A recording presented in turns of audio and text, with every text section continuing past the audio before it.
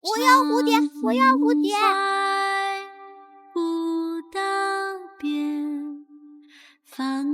灵儿，快起来，有吃的了，快起来，来。晚风拂柳笛声。妈，咱家的粮食不早就吃完了吗？这窝窝头从哪来的呀？妈用缝纫机跟隔壁李婶换的。妈，那缝纫机是咱家最值钱的东西。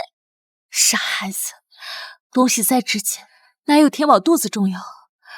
今年大旱，收成不好，那隔壁李婶也是看咱们可怜，才答应同我们换的。快吃吧，啊！要是爸爸还活着就好了，这样我们就不用饿肚子了。我上回在供销社看到大伯买肉，就好像看到了爸爸。我也希望你爸还活着，可惜我的丈夫江远成和他大哥江凯明是双胞胎，3年前他们兄弟俩一起出远门，回来的路上却遇到了塌方。秋莲，就只回来一个？什么？只回来一个？那回来的到底是谁？他俩长得一样，我也分不清。人已经到村口了，你俩自己去看看吧！啊，走走走，快快！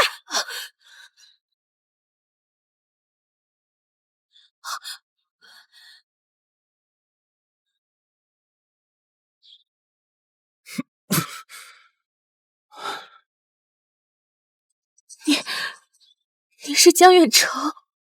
不，你是凯明，你一定是凯明，对不对？说话呀，回答我！对不起。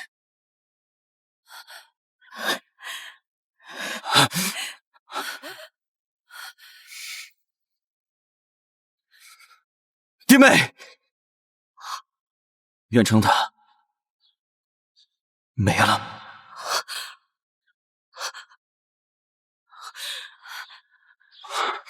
你真是冤家，你吓死我了！你要是死了，我跟三阳该怎么办？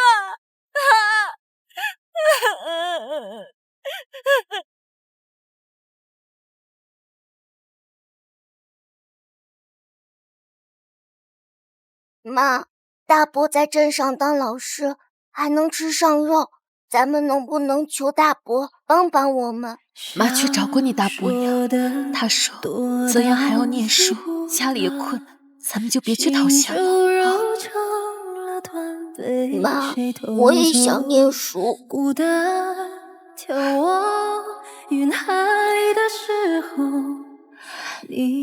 都怪妈没用，都怪妈没用。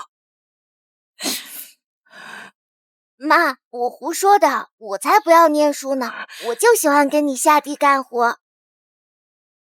妈，你不要伤心了。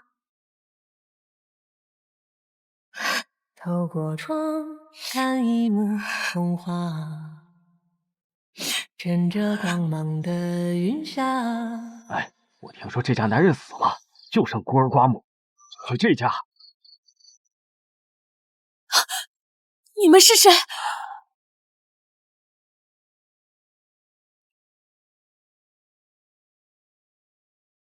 啊，怎么了？把你们粮食交出来！妈，我害怕。没事，灵儿。两位壮士，我家里实在没有值钱的东西了，粮食都给你们，我求求你们放过我们吧，好不好？还敢耍老子，滚开！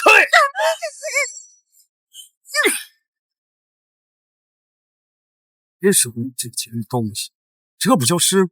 这是我爸爸留给我的，快还给我！快还给我！快还给我！小逼崽子，你敢咬我！我去你妈的！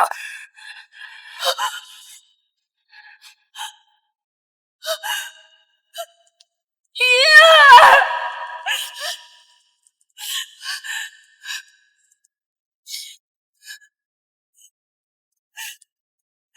灵儿，你别吓妈妈，灵儿，灵儿，大哥，不会死了吧？灵儿，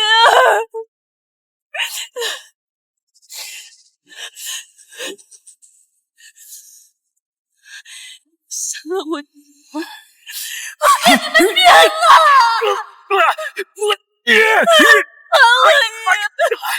去你妈的！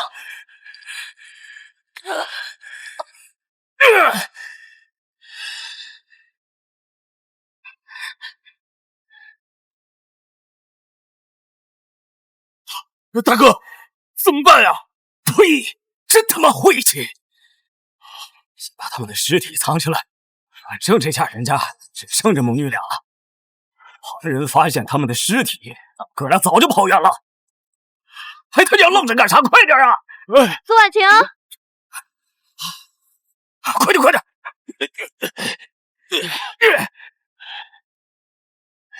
苏婉晴，怎么办？大哥，窗户，走。苏婉晴，灵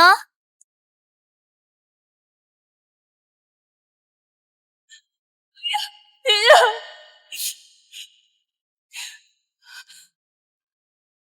大哥，大嫂，他们母女怎么不在家？我就在这儿，我求求你们看一眼，我求求你们救救灵儿！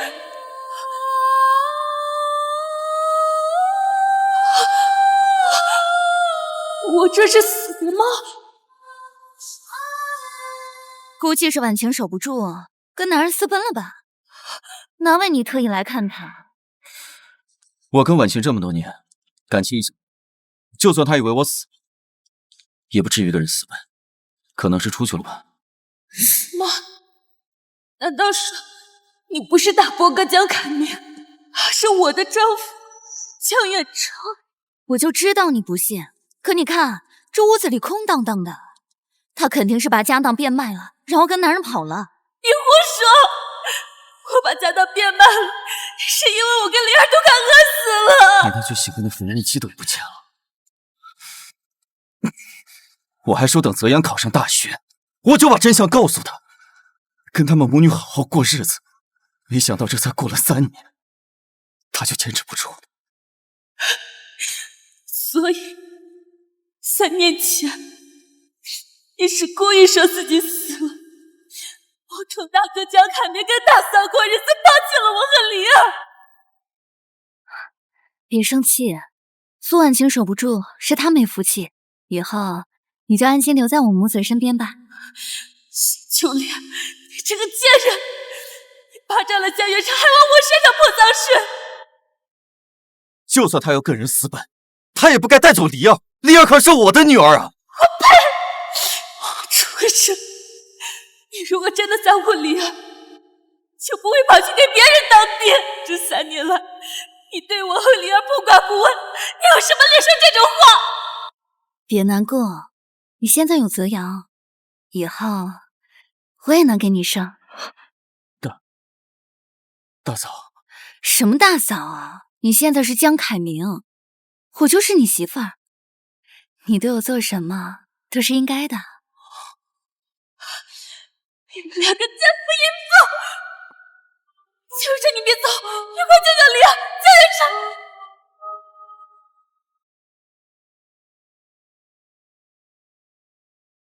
我说妹子，你说你还年轻，你就没想过再找一个？我的手别挣扎了，哎，我又活了。再找一个？找什么？找伴儿啊！你瞅你这一年收成也没多少，你呀找个力气大的男人，搭伙儿过日子。咱村的周福，隔壁村的李大壮，都是干农活的好手。你要是愿意啊，婶儿替你去说说。我想起来了，3个月前李婶儿也跟我说过一样的话。难道说我重生到3个月前了？哎呦，我知道你跟远程感情好，他都已经走3年了。别给我提那个畜生！啥？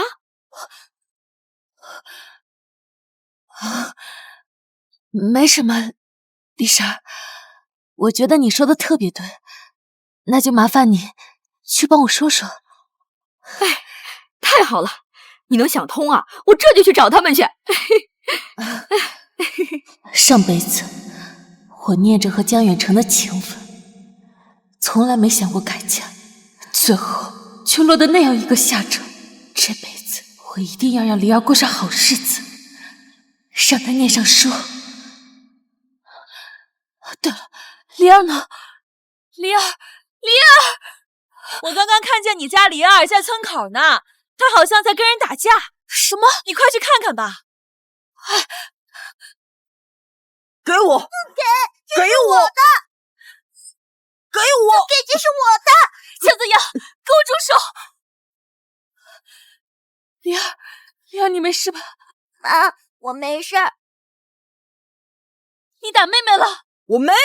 还说没有？我都看见你推她了。谁让她不肯把小画书给我的？这个小画书是我帮张奶奶打扫卫生，她送给我的，这是我的东西。你又不认识字，你有什么资格看书？我不认字，但我可以学。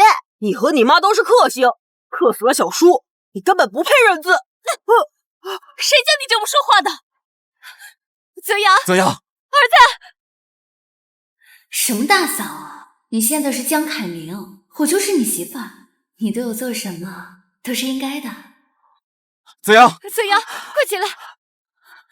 弟妹，你是不是疯了？你怎么能推泽阳？弟妹，喊得真顺口，看来他真把自己当大哥。他活该，谁让他抢梨儿的书，还推了梨儿？弟妹，小孩子打闹多正常，你是个大人，你怎么能下手打人呢？是啊，怎么能打孩子呢？他说我的梨儿不配认字，是因为我们克死了远程。大哥，大嫂，你们也是这么想的吗？怎么会呢？远程的事就是个意外，肯定是村里人乱嚼舌根，让泽阳听到了。小孩子不懂事，你别跟他一般见识。是啊，弟妹，好歹也是泽阳的小婶，孩子说错话你教他就是了，你干嘛上手打人啊？我可没那个义务教他，他要是再敢欺负梨儿，我照样打他。弟妹，你现在怎么变得这么不可理喻？没办法，谁让我的丈夫死了呢？我要是不强硬一点，谁都能欺负到我们母女头上。梨儿，我们回家。儿子，是妈没有，妈不能给你做主。等等，大哥，请你自重。总之，你推了泽阳是事实，你必须给他道歉。我不要道歉，我要他的小画书。凭什么这么欺负我们孤儿寡母，就不怕我去学校举报你吗？我这是在主持公道。再说了，你们也不是孤儿寡母。我们不是孤儿寡母，谁是？难不成真正的孤儿寡母其实是大嫂跟泽阳？你不是大哥，你是江远成。你胡说八道什么？他就是你大哥江凯明。我之所以说你们不是孤儿寡母，是因为你们还有我。远成死了，我作为大伯也有义务照顾你们。说的倒是冠冕堂皇，江远成，你等着，我迟早揭露你虚伪的面孔。别欺负到我和梨儿头上，我就已经谢天谢地了。婉晴妹子，李婶把你的相亲对象带到你家里去了，正找你呢。现在什么？李婶的动作还真快，我这就回去。哎，好，走。相亲对象？难道他打算改嫁了？大概是婉晴耐不住寂寞了，我还以为他对你感情很深呢，不舍得改嫁呢。不行，我得去看看。啊，走泽阳。上辈子这本书大概被江泽阳抢走了，所以我从没见梨儿看过。梨儿，妈妈保证你以后会有更多小画书的。妈，我有这个就够了。梨儿真乖，走啊。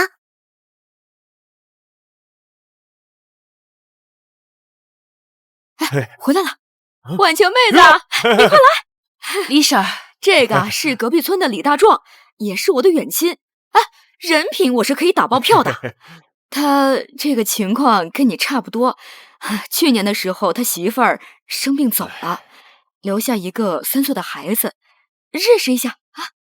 大壮哥你好。哎，哦，这是我闺女江离，今年8岁了。哎，你们好，这梨儿长得真可爱。这个糖给你吃。这个李大壮，听说家里有好几亩地，为人也不错，可以接触试试。李叔叔给你的，你就接着吧。接着吧。不许接！不许接！大哥，你这什么意思啊？怎么，现在我的梨儿连1颗糖都不配吃了？弟妹，你是不是要改嫁？是又怎样？你这么做，你对得起远程吗？远程都死了3年，这就算放在古代，我替他守3年，也够对得起他了。就是啊，现在是新社会了，没有道理不允许人家寡妇改嫁的吧？江老师，你不会是思想这么落后的人吧？江老师，就算你是婉晴妹子的大伯哥，你也管不到她头上吧？他们母女俩吃我的喝我的，你说我有没有资格管？江凯明，你在胡说八道些什么？这3年来，我和丽儿吃的每1粒米都是我辛辛苦苦种出来的，跟你有什么关系？就是啊，这婉晴妹子有多辛苦，我是看在眼里的。但凡你这个大伯哥接济过他们的话，我也不会劝她改嫁的。你在装什么？我每年我的工资和肉票，我不是都让大嫂过来送你一半吗？就算你不下地干活，你和丽儿也不会饿着吧？没有，大伯娘从来没有给过我们钱和票。我和妈已经3个月没吃过肉了，别说肉了，我们都很久没吃饱饭了。不可能，丽儿，你小小年纪怎么学会撒谎了？你闭嘴！我们家丽儿从来都不会说谎。不如好好问问大嫂，这到底是怎么回事？秋玲，我让你把每个月的工资和肉票都分给弟妹一半，你应该都给了吧？泽阳正在长身体，那些肉票还不够他一个人吃的，我实在是不忍心看泽阳喊饿，你这3年，你总不可能一次都没给过吧？没有，我就住在婉晴妹子隔壁，这但凡秋莲回来过一次，我不可能没有印象的。大哥，这下你知道了，以后可别再说我们吃你的喝你的，我们可担不起。秋莲，你怎么能这么做？我也是没有办法呀。大哥，你又不是江远程，你赚的钱凭啥分给我和梨儿？大嫂不愿意给我们钱，也是人之常情。不过，我改嫁的事，就请你不要再插手。不行，我不同意。梨儿是远程唯一的孩子，我不允许她看着别人叫爸爸。江老师，今年大旱，收成不好，他们把去年的余粮吃完了，那今年就没得饭吃了。你不允许婉晴改嫁，你是让他娘俩饿死啊？今后，我每个月的工资和肉票都会分你一半，我亲自送过来，我保证饿不死你们母女。是啊，婉晴，你放心，以后我跟泽阳少吃点。泽阳是男孩子，饿起都没事的。爸爸，你不是我爸爸吗？为什么要让我饿肚子？我的肉票才不要分给家里这个丫头片子。泽阳，怡儿也是你的妹妹，她才不是我妹妹，她爸爸死了是她倒霉，凭什么要分我的肉吃？江泽阳，你凯明，泽阳还不懂事，你别吓着他。大哥，你也听到了吧？你的工资和肉票，我们可不敢要。更何况泽阳说的没错，谁让3年前死的，偏偏是梨儿的爸爸呢？婉晴，够了，大哥！过去这3年来，你从来没有关心过我和梨儿的生活，何必现在过来装模作样？大壮哥，咱们要不去李婶屋里聊吧？好，走啊！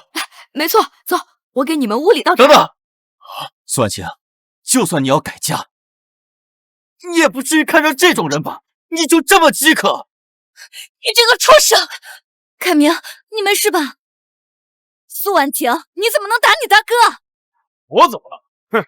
但凡婉晴妹子能看得上我，我至少保证她不用下地，也能让她吃饱饭。这3年，村里的人都欺负婉晴是个寡妇，连给她的地儿都是最差的。她为了养活这梨儿，没日没夜的干活，你看看这好好的人都聪明成什么样了？他无非就是想吃口饱饭嘛！啊，你怎么能说这样的话作践他呢？丽莎，没必要和他说这些。江凯明，你不过就是我的大伯哥，请你以后滚远点，别再来管我的事。丽莎，咱们走吧。凯明，他要改嫁，你就让他改嫁好了。苏婉清，我不许你改嫁！不许？你以为你是谁？你凭什么不许？李大壮，你应该知道你家的那几亩地是怎么来的吧？你信不信只要我一封举报信，就能让你们村重新分配？到时候，你还有能力养活他们母女吗？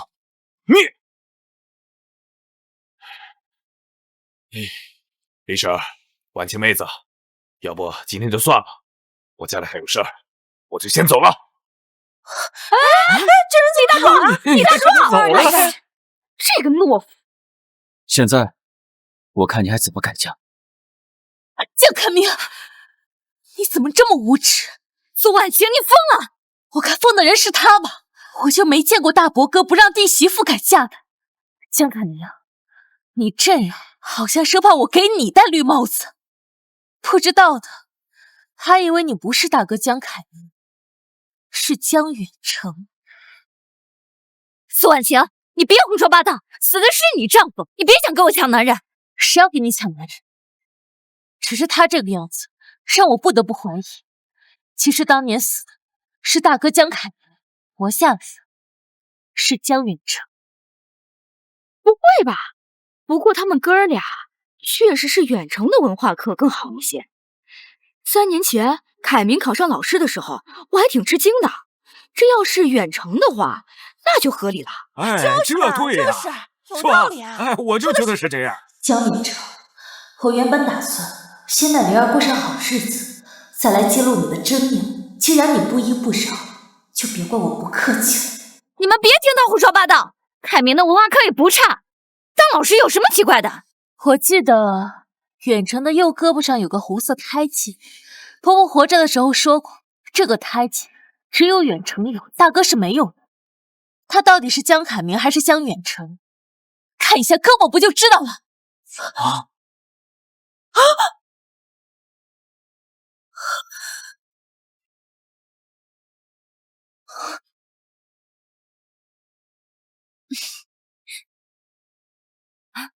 都看到了吧？怎么根本就没有什么胎记，他不是江远成，就是江凯明。苏婉清，别想跟我抢男人。没想到你为了不让大家知道真相，竟然连胎记也不……弟妹，你别闹了，我这个是受伤留下的伤疤，我怎么可能是远程？是这样，那看来是我误会了。不过，除非江远成死而复生，否则就算公婆活过来，也管不了我改嫁，更别提大哥你了。是啊，江老师，婉清要改嫁就让她去呗，她又不会亏待你啊。江老师，我要是再给婉晴妹子相亲，你可千万别来搞破坏了啊！婉晴妹子，回头啊，我再帮你物色个更合适的啊。多谢李婶。散了吧，让开。走。灵儿，我们回家。凯明，我们也走吧。我们答应泽阳去买磁带的。不行，我得去跟他们母女说清楚。泽阳，你先去玩会儿，妈一会儿过来找你啊。你就剩这么点了，趁着现在粮食还没有那么贵，我得想办法出点粮。婉晴，婉晴，你猜的没错，我就是江宇成，我就是江宇成。什么？难道你真是我爸爸？没错，李儿，我就是。你别跟李儿胡说八道。李儿，你大伯他发癔症了，你别理他。你先回屋去。婉晴，我说的都是真的，其实我没有死。我当然知道你就是江远成，我只是不想让李儿知道，他爸是个抛妻弃女的畜生。婉清，我知道你在生气，但3年前那个时候，我真的别无选择。既然如此，那你怎么不继续回去当你的江凯明好了？现在跟我坦白干嘛？怎么，你突然良心发现了，想要做回江远成，回到我们母女身边吗？秋莲，完了，秋莲，你不打算要我跟泽阳了吗？那以后我们娘俩该怎么办呢？你放心，对外我还是江凯明，我不会不管你和泽阳。我就是太害怕了，我知道我没有婉清能干，要是没有你，我跟泽阳肯定活不下去。我答应过你，我一定要等泽阳考上大学，让你后半生有个依靠，我绝对不会食言。那你去跟婉清好好说说。婉清，我知道这件事是我的错，但3年前我真的别无选择。泽阳是大哥唯一的血脉，大嫂那时候身体不好，如果我说死了是大哥，他们娘俩恐怕早就活不下去了。但是你不一样，所以呢，我和灵儿就活该吃苦受穷吗？苏婉清，你今天都打远程几个巴掌了？是，我只扇了他，都忘了扇你了。苏婉清，婉清，我知道你对我有怨恨，你打我，我可以忍，但是你怎么能打大嫂呢？他明知道你是江远成，还霸着你不放，我凭什么不能打他？我恨不得打死他！婉清，当初是我主动冒充大哥的，大嫂也是后来才知道的，能不能别无理取闹了？我无理取闹？这3年，他霸着你的钱不放，可以说是一毛不拔。他巴不得饿死我跟黎儿，这样你赚的钱就都落到他手里了。我没有，我是打算给婉清送钱的，但是我来的时候发现隔壁李叔从他屋里出来，所以我才……你个贱人！李叔看我们娘俩可怜，才时不时和李婶过来帮忙抬水。你倒好，缠着我的男人不放，你还给我泼脏水！够了！妈，婉清，滚！你们滚出我家！黎儿，我是你的爸爸。你不是我爸爸，我爸爸早就死了。李儿乖，妈没事。江远成，你听见了吗？在我和灵儿心里，江远成早就死了。赶紧带着你的姘头，赶紧给我滚！婉清，你别胡说。我虽然这几年我顶着大哥的身份，但是我跟大嫂之间都是清清白白，我敢对天发誓。是啊，婉清，远成就是怕我跟泽阳受不了，所以才假装他是凯明的。但是我们之间真的什么都没有，而且远成还总说，如果有机会，他还要回到你和黎儿身边。那我是不是还要谢谢他，没有完全忘记我和黎儿？婉清，你说话能不能不要这么夹枪带棒？大哥临死前特意叮嘱过我，要照顾好大嫂跟泽阳。我们夫妻一体，我想你应该支持我的决定。是吗？这样说，也是你大哥让你冒充他的身份的。你，婉清，我都说了，那个时候我是怕大嫂跟泽阳接受不了现实，我才出此下策。婉清，你再等我几年，等泽阳考上了大学，等大嫂后半生有了依靠，我一定会回来的。所以，你能别提改嫁的事了吗？你的意思是，让我跟灵儿继续吃苦，而你继续为大嫂和泽阳付出。等泽阳考上大学了，你也老了，你再回来找我和灵儿，让我跟灵儿给你养老送终。江远成，你想得到美啊！我那个时候才不到40岁，没有你说的那么夸张吧？再说了，我怎么可能会让你跟灵儿吃苦呢？行，你放心，只要你不改嫁，我每个月的工资、粮票、肉票，我都亲自送一半回来给你。真的吗？可你现在对外的身份是大嫂的丈夫，你把工资给我们一半，大嫂和泽阳不会不满吗？不会的，大嫂肯定会支持我的，对吧？当然了。行，那这3年，你本该给我们娘俩的钱，要是能都补上，我就答应你不改嫁。这，大嫂，家里的钱都是你在管。家里每个月开销那么大，我哪来的钱呢？这是我上个月发的奖金和津贴，足够补贴你和梨儿3个月的家用，你先拿着吧。这笔钱你是要给泽阳买磁带的，他英语成绩差那么多，要是不买磁带，那他英语成绩怎么办呢？妈，磁带是什么？能吃吗？江远成，梨儿问你呢，磁带是什么？能吃吗？磁带当然不能吃，但泽阳的英语成绩确实不能再拖了。所以江泽阳的英语成绩比我和梨儿能不能吃上一顿饭还要重要。江远成，你给我滚！别再来恶心我！滚啊！这个钱你先拿着，剩下的我再想办法。我要是扔回去，岂不是随了沈秋林的意？这点钱恐怕还不够。我看大嫂脖子上的项链应该值几个钱吧？这条项链是凯明在的时候给我买的，你别想象。是吗？那我之前怎么都没见你带过呀？以前大哥就算摘朵野花送你，你都要跑到我面前来显摆。这要真是大哥给你的，你早就带着照耀过世了。文清，你大嫂这条项链不值钱的。我跟梨儿吃饭都得数着米粒吃，再不值钱我也不嫌弃。当然，你要是舍不得就算了，我自然会去找舍得为我跟梨儿花钱的男人。等等，大嫂，你给他！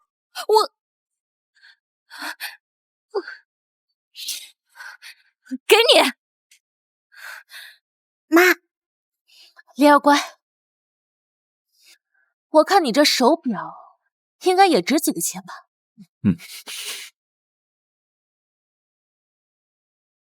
这下你该满意了吧？这些东西足够你和梨儿吃好几个月了，你不许再提改嫁的事了。行，我待会儿就去跟李婶说，别再跟我张罗相亲的事。现在你们可以滚了。文清，你看这都晌午了，我们走回家也得半天。你看，要不……怎么？你们难不成还想留下来吃饭啊？滚，赶紧滚！滚！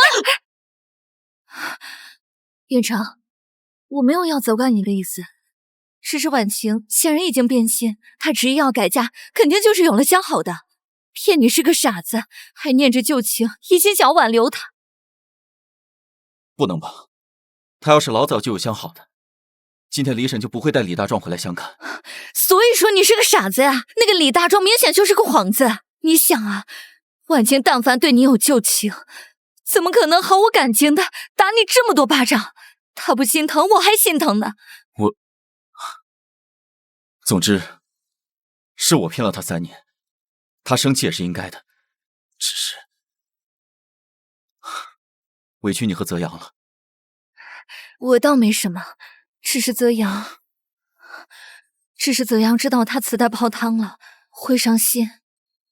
你放心，你的项链跟泽阳的磁带，等我下个月发了工资，我一定给你们补上。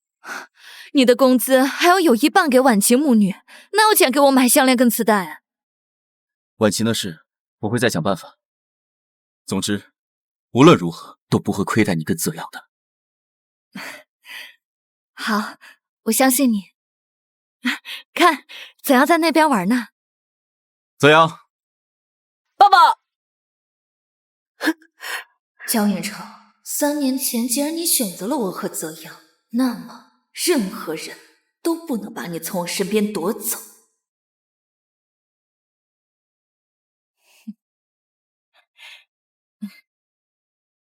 梨儿，妈已经把饭煮好了，你吃过饭再……梨儿，你怎么了？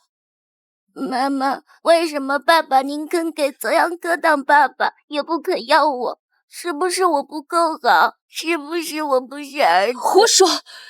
你爸爸不要我们，是因为他没有良心，千万别怪到自己身上啊！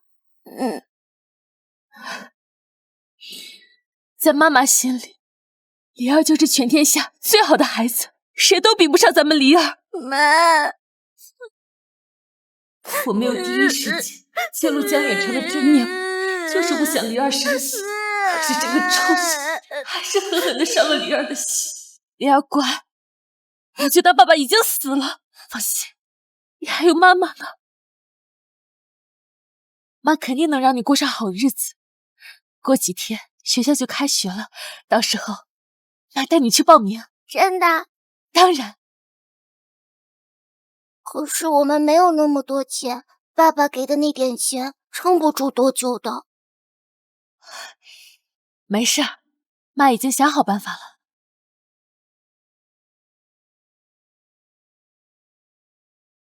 你看这件衣服啊，是妈几年前给你做的，你一直舍不得穿。是啊，我妈做的衣服可好看了，之前我穿出去，大家都说我的衣服比店里卖的还好看呢。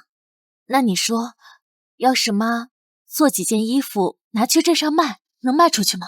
当然，我要是有钱，肯定买。好，既然梨儿都这么说了，那妈就试试。嗯。还好这个时候缝纫机还在。咱们先去吃饭，吃了饭我们就去镇上买布买粮食。好，走。妈，我就说你做的衣服肯定能卖出去吧？刚才你带我去店里转悠一圈，人家都来问我这衣服哪里买的，还当场预定了好几件，定金都付了。我也没想到会这么顺利，多亏了我们梨儿把衣服穿得这么好看。走！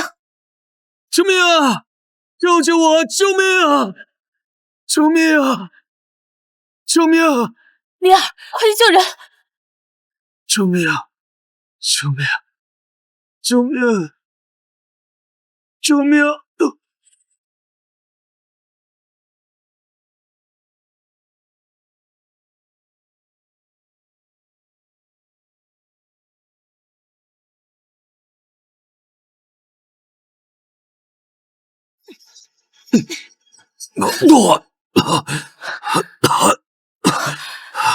妈，我认得他，他是大傻春。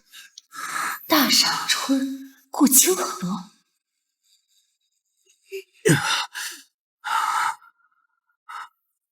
是你们救了我。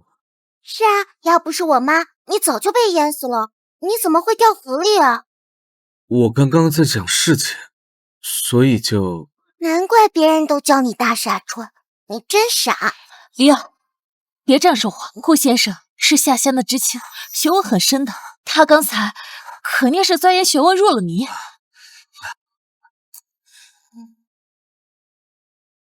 可惜上辈子顾清河大概就是死在了这次的意外中，没赶上1个月后的知青返乡。我记得当时顾清河的父母还亲自过来找他。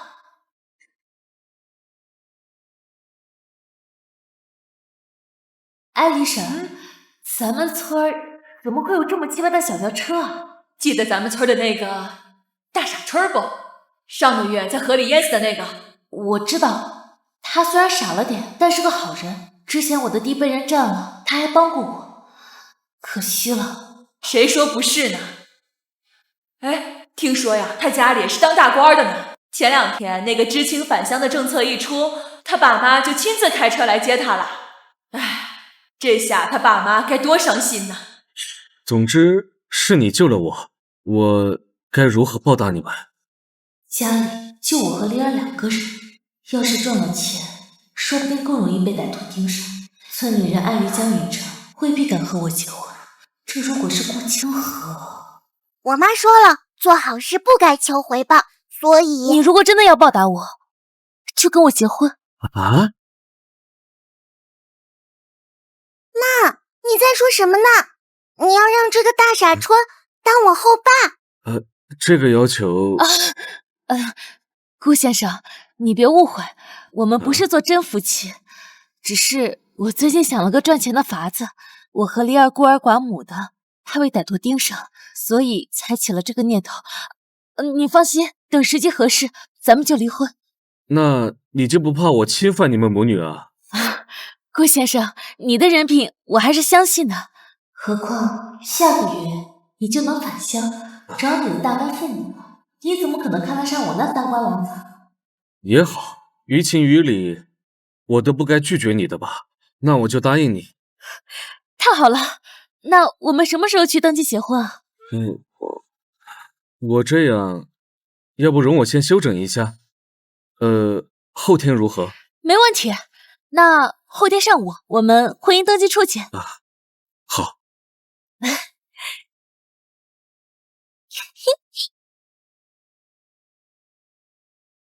妈，你真要跟大傻纯结婚吗？怎么了？梨儿不喜欢他？我怕别人笑话我，给一个傻子当女儿。梨儿，顾叔叔他不是傻子，你不是想念书吗？有他教你更容易些。真的吗？那我以后不喊他大傻纯了，我喊他顾叔叔。这就对了。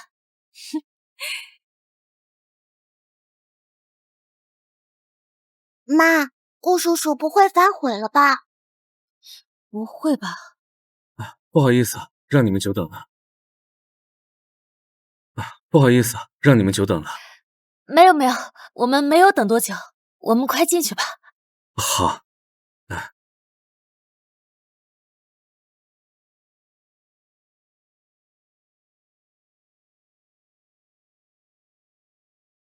顾先生，你要不今天就搬去我那儿？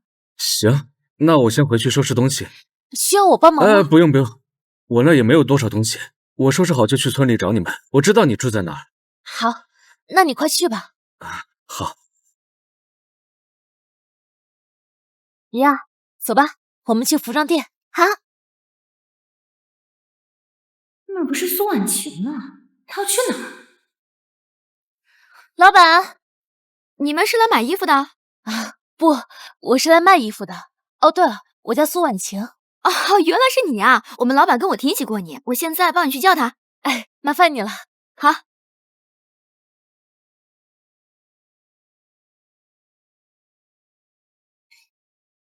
好看吧？好漂亮的裙子。苏婉晴这个贱人，不会是打算买下这条裙子，然后把江远成勾回去吧？这条裙子我要了，这裙子我要了。沈秋莲，你快还给我！你把它碰脏了。你付钱了，这怎么就成了你的裙子了？我是没付钱。你没有付钱，凭什么说这是你的裙子？这衣服卖的这么贵，你买得起吗？我买不起，难道你买得起吗？当然。老板，我要付钱。沈秋莲，你是不是忘了江远成还欠我们娘俩3年的生活费呢？你手里的钱都该是我和梨儿。苏婉晴，难道你还没有认清现实吗？现在他对外是江凯明，是我的丈夫，他的钱就是我的钱，你们母女俩没有资格拿。我要是闹起来，没脸的可是你呀！真不要脸，那是我爸爸。你是不是真的以为江远成的身份毫无破绽？只要我找出证据，证明他就是江远成，到时你们2个狗男女会立刻声名扫地。你少在这虚张声势，你要是有证据，早拿出来了，何必等到现在呢？那是我压根儿就不希望他继续当江远成。像他这种没人性的混账，和你这种贱人，才是天造地设的一对。我看你就是不甘心，所以才故意这么说。远成可是老师，工作体面，工资又高，他下个学期就要晋升主任。可惜了，他3年前偏偏选择了我。我懒得跟你废话，把裙子还我。你以为你买了条新裙子就能挽回他的心？你做梦！我不会让你得逞的。挽回他？你想太多了。像他这种垃圾，还是留给你吗？我再说，这条裙子是我的，还给我。这么漂亮的裙子，只有我才配穿。还给我！沈秋莲，你松手！你别把裙子扯坏了。扯坏了也是你赔。你这个死丫头！梨儿，没事吧？大嫂，这怎么回事？他推我。梨儿刚刚狠狠咬了我，我一不小心才……梨儿，你为什么咬你大伯娘？因为他抢我妈妈的衣服。什么衣服？就是婉清手里拿的这件。我刚进来看到他在试衣服，这儿的衣服这么贵，就算他要买衣服，也不该来这种地方。他不该这么糟蹋你的钱。沈秋莲，你可真会演啊！你看吧，我好心劝他们母女俩，结果他俩就这么欺负我。才不是这样的！你这坏女人，你……灵儿，闭嘴！你怎么跟你长辈说话的？你妈妈就是这么教你的？我就是这么教的，怎么了？别忘了，你已经死了3年了，你有什么资格对灵儿大呼小叫的？大嫂说的也没错，我给你钱是让你买粮食跟日用品，不是让你去买裙子的。我看那沈秋莲穿的裙子也都不便宜啊，怎么就只能她打扮的花枝招展，我就不配？婉清，别闹了，把裙子还回去。凭什么？这条裙子目前还是属于我的。婉清，你现在怎么变得这么不可理喻了？你要是把钱都拿去买裙子了，那你跟黎儿接下来的日子吃什么喝什么？这不是还有你吗？我让你给我3年的生活费，你只补了3个月的，怎么？你现在是不打算兑现了？如果我给你钱，你就去拿去买这些华而不实的衣服，那我宁可不给。哈，我明白了，她沈秋莲就可以打扮的花枝招展，她江泽阳就可以上学，可以买磁带，我和黎儿就只配是糠咽菜是吧？江远成，你真让我恶心。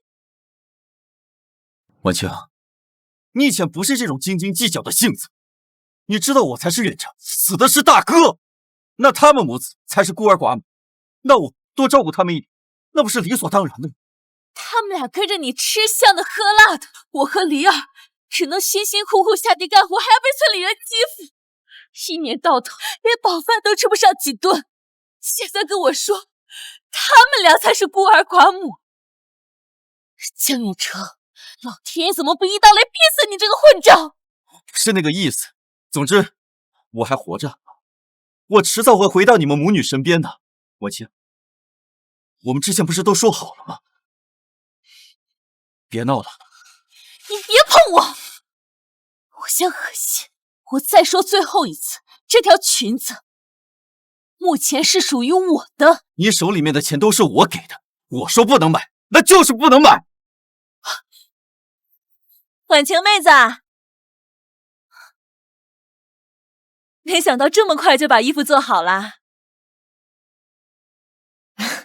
说好了今天给您送来的，我肯定不会食言。来，您看看。婉晴妹子，你的手艺真是没得说。你是说这些好看的裙子是婉晴做的？怎么可能？这2位婉晴妹子认识啊？他们啊，是我亡夫的哥哥和嫂子。他们大概是见不得我一个寡妇穿得这么鲜亮，所以几次3番的想要从我手里抢走这条裙子。那你们就误会啦，婉晴妹子不是来买衣服的，她是来卖衣服的。我们知道了。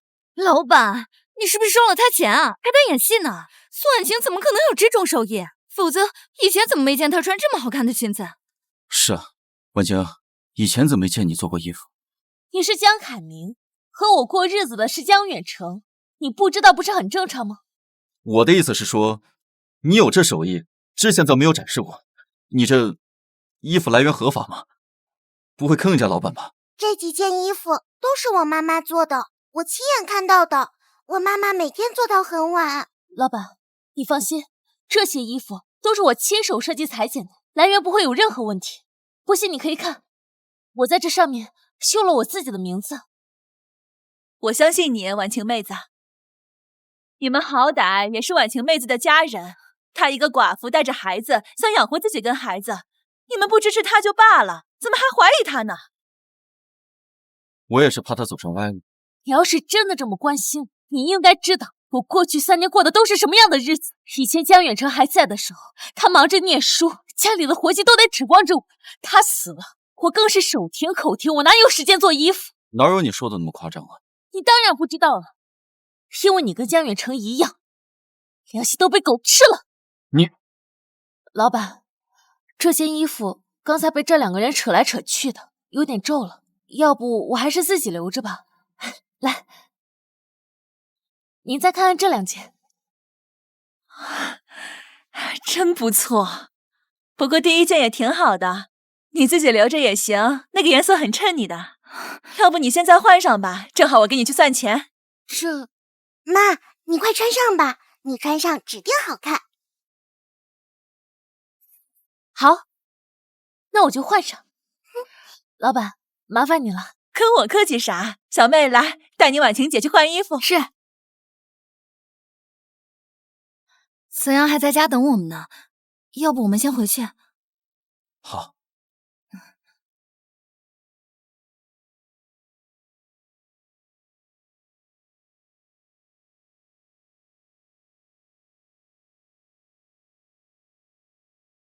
妈，你穿这身太好看了。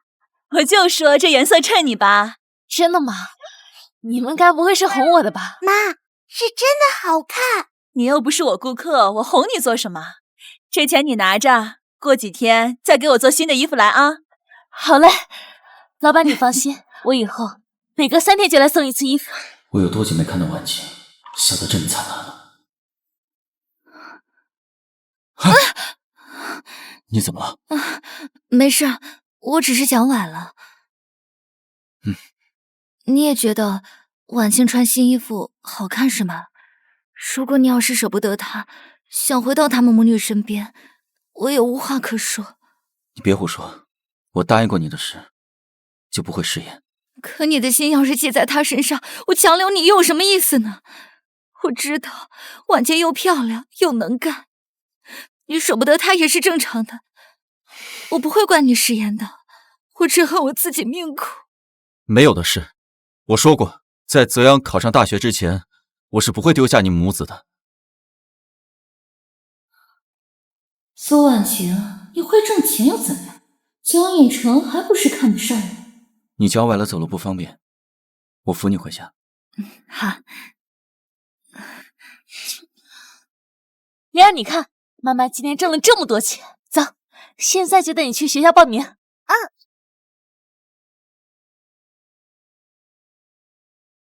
好了，下周这个时间来参加摸底考试吧。老师，我们家梨儿基础比较差，怎么办呀？没事儿，大不了从1年级开始练。哎，好嘞，谢谢你啊。没事，那我们就先走了。走。妈妈，你不是说顾叔叔学问很好吗？这几天啊，可以让顾叔叔来教我。说得对，走。好。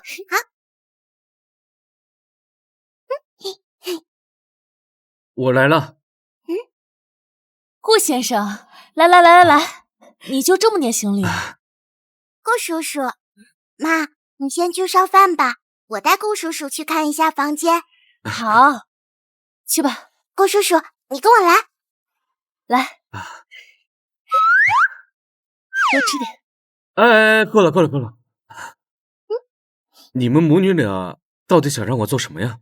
顾先生，是这样的，灵儿她下周就要参加入学考试了，但是她基础比较差，连大字都不识几个，能不能麻烦你？原来如此，这点小事儿没问题。以后这种小事儿不要搞得这么兴师动众的啊！顾先生，这对您来说或许是小事，但对我们母女来说却意义重大。接下来的1个星期就得麻烦您了。你放心，你只管叫灵儿启蒙，别的琐事都不用你操心的。顾叔叔，我希望在下周摸底考试之前，我能学完1、2年级的知识，这样我就能被分到3年级。我希望能跟泽阳哥1个年级，然后狠狠地把他比下去。傻孩子。泽阳哥？是灵儿的堂哥江泽阳。你应该也知道，我之前是个寡妇。但我前不久才知道，原来我的丈夫并没有死，只是抛弃了我们母女，给别人当丈夫、当爸爸去了。这怎么可能？等等，我记得你丈夫江远成有个双胞胎哥哥叫江凯明。原来如此，所以现在的江凯明其实是江远成。那我岂不是……人人都知道，他江远成早就死了，我改嫁，天经地义。顾先生，难道你后悔了？我绝对没有后悔。我只是觉得这世界上竟然有如此厚颜无耻的人，所以我要让他知道，我比泽阳哥聪明多得多，让他后悔去吧。梨儿，你别这样，在1个星期之内学完1、2年级的知识，这就不可能。咱们只管过好自己的日子就行了，他们后不后悔吧，跟咱们没关系啊。可我就是不甘心。1个星期学完1、2年级的知识的确不可能，但如果只是应付摸底考试的话，却不难。镇上的小学入学考试模拟考试卷我都看过了，这几年变化不大。只要我们的梨儿认真努力学习，一定能顺利通过的。好了，我们先吃饭吧，吃完饭就学习。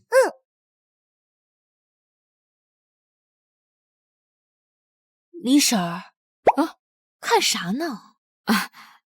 婉晴妹子，那不是城里来的知青大傻春顾清河吗？他怎么在这儿？我和他登记结婚了。你逗我的吧？哎呦，是真的。他前2天差点被淹死，是我救了他。我想着这村里人碍于江凯明，会必敢娶我，还不如嫁给他呢。你呀，你也太冲动了。不过幸好吧，他人虽然傻了点儿，但人品还是不错的。李婶儿，我想拜托你一件事。我大伯哥他不允许我改嫁，我和顾清河结婚的事，你能不能帮我保密啊？反正他也不常来村里，只要不传出去，短期内他是不会知道的。放心，我会跟左邻右舍说的，不让他们传出去。好嘞，谢谢李婶。梨儿今天学的怎么样啊？顾叔叔说我很聪明，一点就通。那就好。妈，我觉得顾叔叔很好，要是你们当一对夫妻也挺好的，我愿意喊他爸爸。我们做不了一对真夫妻，他就只是暂住在咱们家的顾叔叔。不多想了。好吧，快睡吧。顾清河家里可是当大官的，不可能允许他娶我这样一个带孩子的寡妇。顾先生，这几天辛苦你了，今天你就在家好好休息，我带梨儿去就行了。也好，那我在家等你们。梨儿，加油！走了。好，走。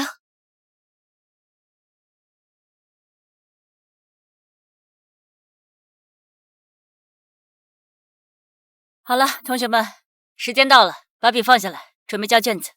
来。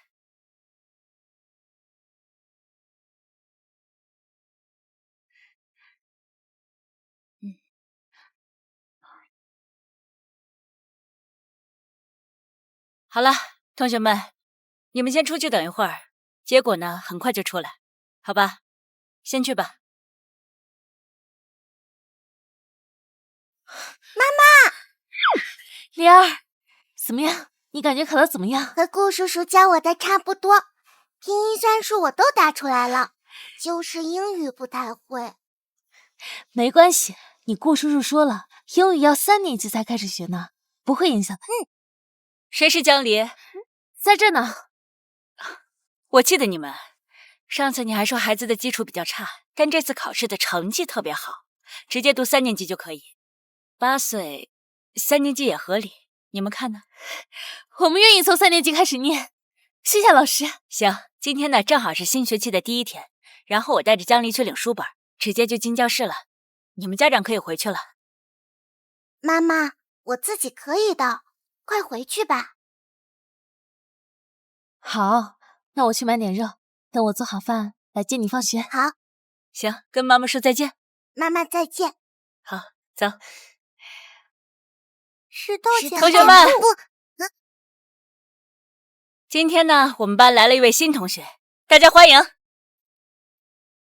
大家好，我叫江离，生姜的姜，梨花的梨，很高兴能和大家一起念书。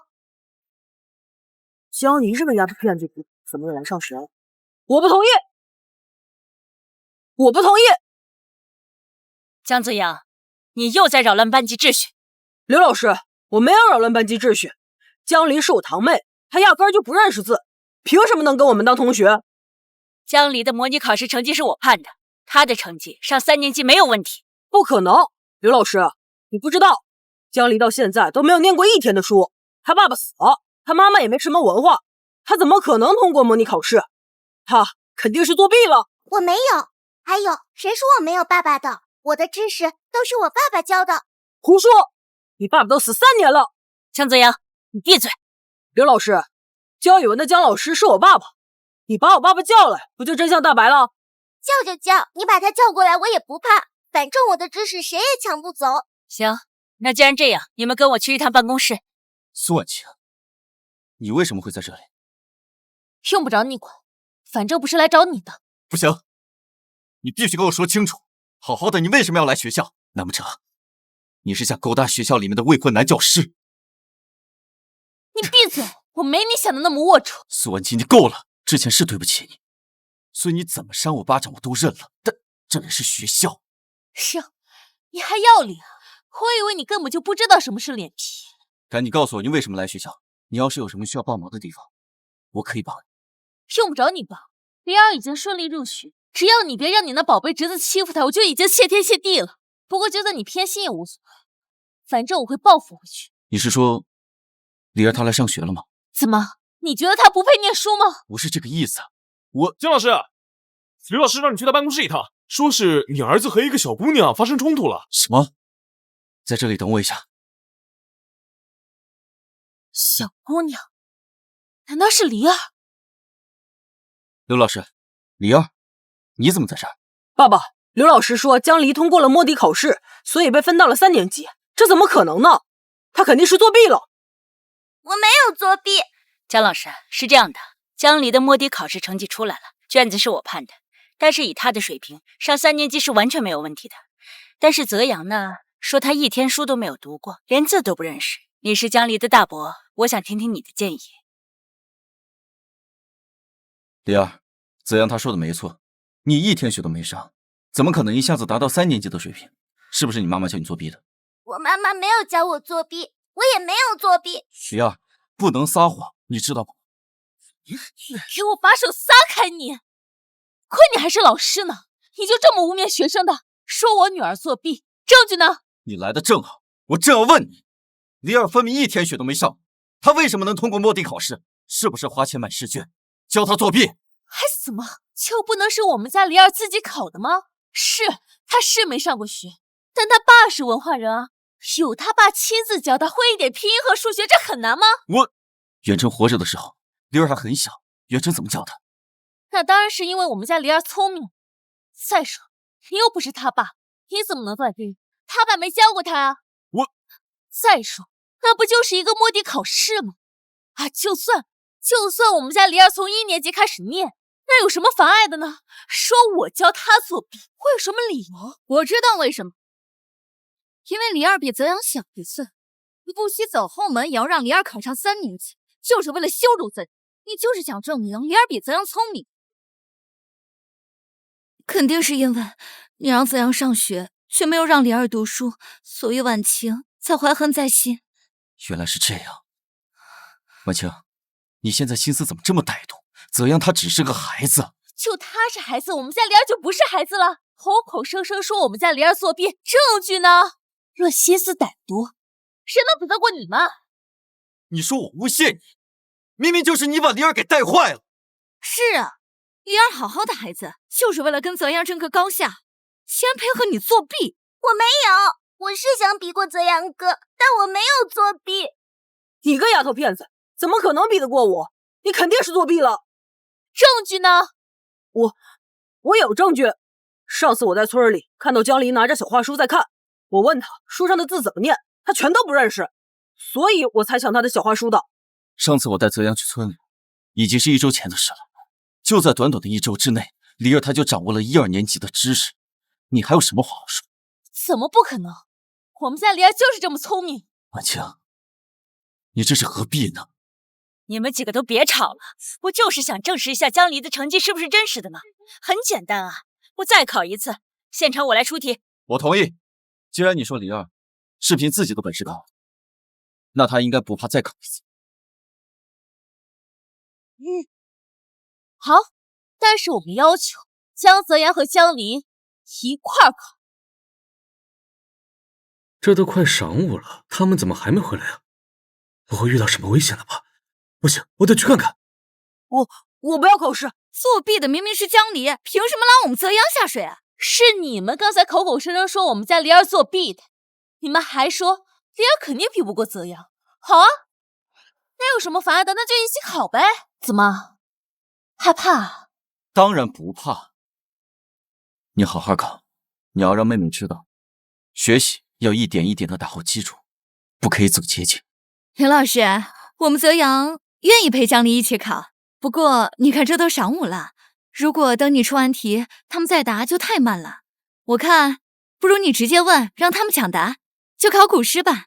泽阳古诗背得多，考古诗肯定不会输。你们觉得呢？刘老师，我同意考古诗。行，那咱们就考古诗接龙。我出5道题，每答对1题算1分。泽阳，如果江离赢了，你可要给他道歉啊。如果江离要是输了的话呢，你要从1年级开始读起。行，大家如果没有意见的话啊，我就开始了。现在我们开始答题啊。感时花溅泪，下一句。恨别鸟惊心。答对了。第2题，商女不知亡国恨，隔江犹唱后庭花。苏婉晴，你的江离怎么可能比得上我的泽阳？这辈子你都只配被我踩在脚下。子阳最近进步很大，李儿，你也要脚踏实地的一步一步学习。刘老师，请您继续。第3句，留取丹心照汗青的上一句。是。人生自古谁无死。第4题，至今思项羽，不肯过江东。上一句。生当作人杰，死亦为鬼雄。还有一道题呢，现在顶多是打个平手，也不知道你在怼什么。李儿竟然能背得出这么多古诗，你不知道的事还多着呢。好，第5题，天苍苍，野茫茫，风吹草低见牛羊的前一句。是什么儿子？快想啊！我只知道老师念的这一句，前一句没教过呀。刘老师，这道题出的是不是有些超纲了？我知道，敕勒川，阴山下，天似穹庐，笼盖四野。江离同学答对了，江离同学答对了3道题，他赢了。李儿，你太棒了！这不可能！我劝你啊，还是趁早认清现实。我们家李儿就是这么优秀，江泽阳考不考得上大学，我不知道，反正我们家李儿肯定考得上。你只是念了几句古诗而已。婉清，我劝你还是踏实一点，不要把李儿给带偏了。方才江泽阳念了一句诗，你就满脸欣慰，怎么到了李儿这儿，嘴里没一句好话？大伯是泽阳的爸爸，又不是我的爸爸，我好不好，他当然不在乎。李儿，我不是这个意思。行了，你们一家子，赶紧给李儿道歉吧。按照规定呢，你们家是应该给江离道歉，但江离，我要纠正你一下，笼盖四野，野外的野。可是，任老师，那江离念错了一个字，第5题他就不该得分，他顶多算是跟泽阳同分，我们不道歉。没错，他才没我厉害呢，我不道歉。正常来说，是不应该得分。但是这句诗，江离同学毕竟是背出来了，哪怕是只错了一个字，也说明他考试成绩是真实的。可说他作弊了，我觉得是在污蔑。这是两码事，他才没有赢过泽阳，我们不道歉。不，你们应该道歉。李儿他没有念错。刘老师，江离同学没有念错，在古诗词中为了押韵，野外的野通常会念作押。哦，我想起来了，是这样的，我怎么没有想到押韵这一层？我还亲自去指点，我真是自不量力。哎呀，刘老师，你不必妄自菲薄，你不是语文老师，不知道也很正常。那这么说的话，第5题是李儿答对了，是李儿赢了。对，这人谁呀？凭什么他说的就是对的？顾先生是首都来的知青，他还是北大的高材生，就连校长都把他引为座上宾啊。这个顾清河不是一向两耳不闻窗外事吗？怎么会对李儿这样？江老师，你不会出尔反尔吧？泽阳，愿赌服输，道歉。我不，江离就是个没爹的丫头片子，他才没我厉害，我绝不会给他道歉。难道你没有看出来吗？他们母女俩就是故意羞辱泽阳的。我知道愿赌服输，可谁来心疼我的儿子？李儿，这件事我替泽阳向你道歉。真实的情况你也知道，你就别跟他计较了。真实情况？什么真实情况？你倒是说啊！婉清，刘老师，您先去上课吧，我们有点私事要处理。好，那我先走了。顾先生，也请您回避一下。不必。顾先生他不是外人，他什么都知道。没错，顾叔叔不是外人，他是我爸爸。李儿，你在胡说什么？我才是你的爸爸。你不是。江泽阳说我是没爹的丫头片子，你也舍不得说他，只会让我息事宁人。他欺负我，你就当没看见。你和他一样，认定我作弊了，认定我不可能考过他，你算哪门子爸爸？李儿，爸爸不是故意的。江永成，李儿说的对，你的心明明都骗到胳肢窝去了，你却总是装出一副很公正的样子。世界上怎么会有你这么恶心的人，这么虚伪的人，简直令人作呕。谁说我偏心的？李儿在这么短的时间内，他就学会了1、2年级的知识，你换做是谁，谁都会怀疑吧。我只是不想让他走偏了。江老师，你说的是真的吗？刘老师不知道押韵的事，说李儿做错了，但你身为语文老师，不会也不知道吧？当时发生这种事情，你为什么不帮着李儿说话？我当时没有反应过来。你这个畜生，你怎么对我都忍了，你怎么能这么伤李儿的心呢？妈，我已经彻底死心了，不管他以后怎么对我，我都不会伤心了。让他给江泽阳当一辈子爸爸吧。李儿，你真的这么想的吗？我以为他不要我，是我不够好，可我现在才知道，他根本就不想我好，他巴不得我永远比不过泽阳哥，他不配当我爸爸，所以我不伤心。好，我们不要这个爸爸。好，我有妈妈就够了。李儿，爸爸不是这个意思，爸爸只是……爸爸，你不是我的爸爸吗？怎么变成江离的爸爸了？泽阳，你爸爸他……泽阳，你别误会，爸爸当然是你的爸爸。泽阳也伤心了呢。以后我有妈妈就够了。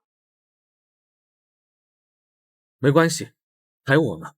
今天李儿顺利通过了模拟考试，应该庆祝才是。走，回家吃饭去。好，咱们回家。苏婉清，你给我说清楚，他究竟是你什么人？忘了告诉你，顾先生现在是我丈夫，我们已经登记结婚了。李儿的知识都是他教的。顾叔叔，哦不，我爸爸可厉害了。之前我字都不认识几个，有我爸爸教我，我学得可快了。那是因为我们的女儿既聪明又努力。不可能，婉清，你明明答应过我，只要我给你补了3年的生活费，你就不会改嫁。抱歉啊，我食言了。但是谁让你3年前先骗了我？走吧。走。我早就跟你说过，苏婉清肯定是有了相好的，才假装自己要改嫁。那时候你还不相信，现在你亲眼看到了，难道还不肯死心吗？你总说过去3年是你对不起他，可现在看来，早在他知道真相的时候，他就已经跟顾清河好上了，不然他怎么可能那么快跟顾清河登记结婚？难怪当初你跟他说真相的时候，他一点都不体谅你，因为只有这样，他才能毫无顾忌的改嫁。你说的对，亏我还觉得我一直都对不起他。远程，别再为他着急上火了。你现在已经有了我和泽阳，那个顾清河虽然是城里来的知青，但是听说他穷得叮当响，而且还从来不下地。宋婉晴跟着他是不会有好日子过的。菜来了。顾先生，你这什么时候还学会做饭了呀？我给了李婶几块钱，让她帮忙做的。哦，咱们先吃饭，有什么事儿吃完饭再说。吃饭。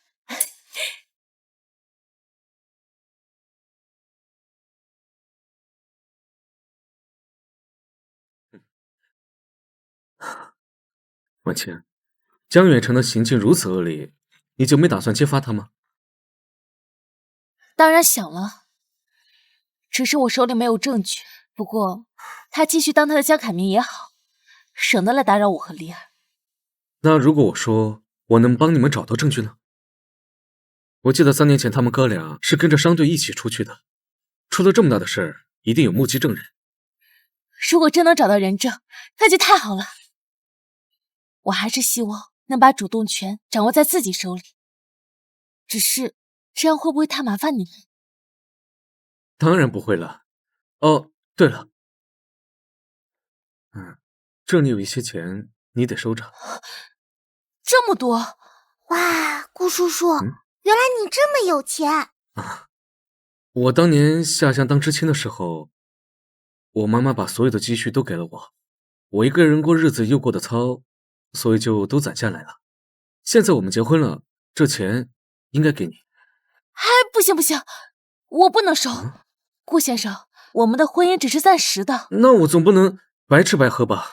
那你教李儿的知识是无价的，这怎么能算是白吃白喝呢？李儿都叫我爸爸了，我教他应该的，反正这钱你拿着。李儿那天只是为了气江远成的。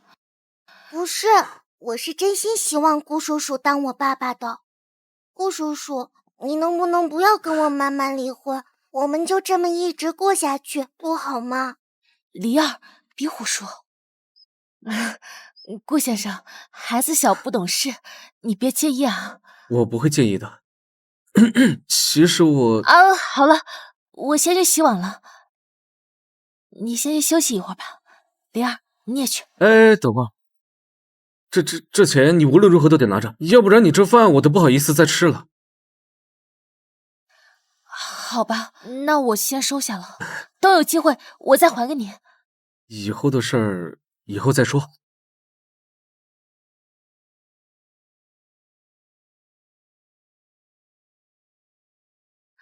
李儿乖，妈妈就在旁边的服装店等你，要是遇到什么麻烦就来找我。有我在，李儿不会有事的。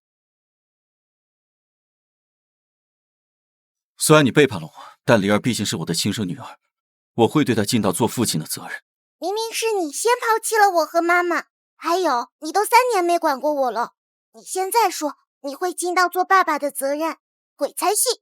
李儿，是谁教你说这些话的？我爸爸教我的。你好了，别管他，去吧。苏婉晴，你会后悔的。既然顾清河已经下了乡，那他这辈子也就这样了。你别以为嫁给他就可以衣食无忧了。那还要多谢你呢，是你让我清楚的认识到，把希望寄托在男人身上是没有用的。所以有没有顾清河，我都会靠自己的努力带李儿过上好日子，就不劳你操心。好的，同学们，今天的课呢就上到这里，下课。老师再见。好。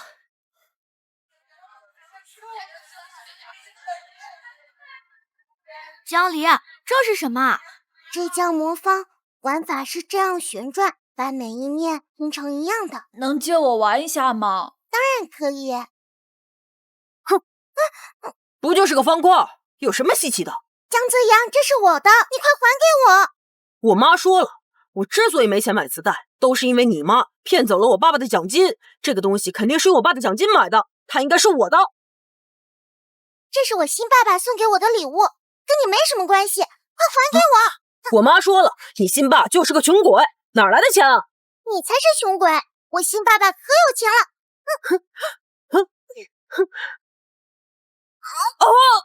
去死吧！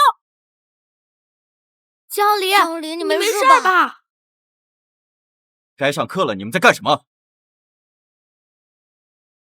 呀！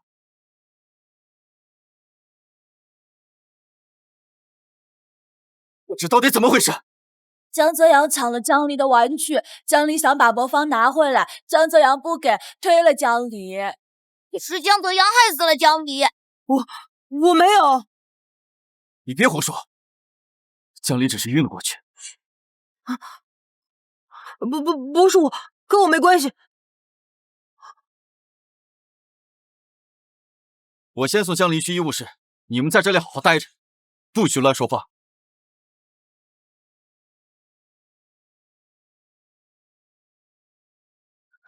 你怎么了？灵儿，灵儿，你别吓妈妈，灵儿。医生，我求求您救救我女儿。你放心，没什么大碍，但可能会有脑震荡。总之，你们先出去，不要打扰我。好，我们这就出去。哎，谢谢医生。走。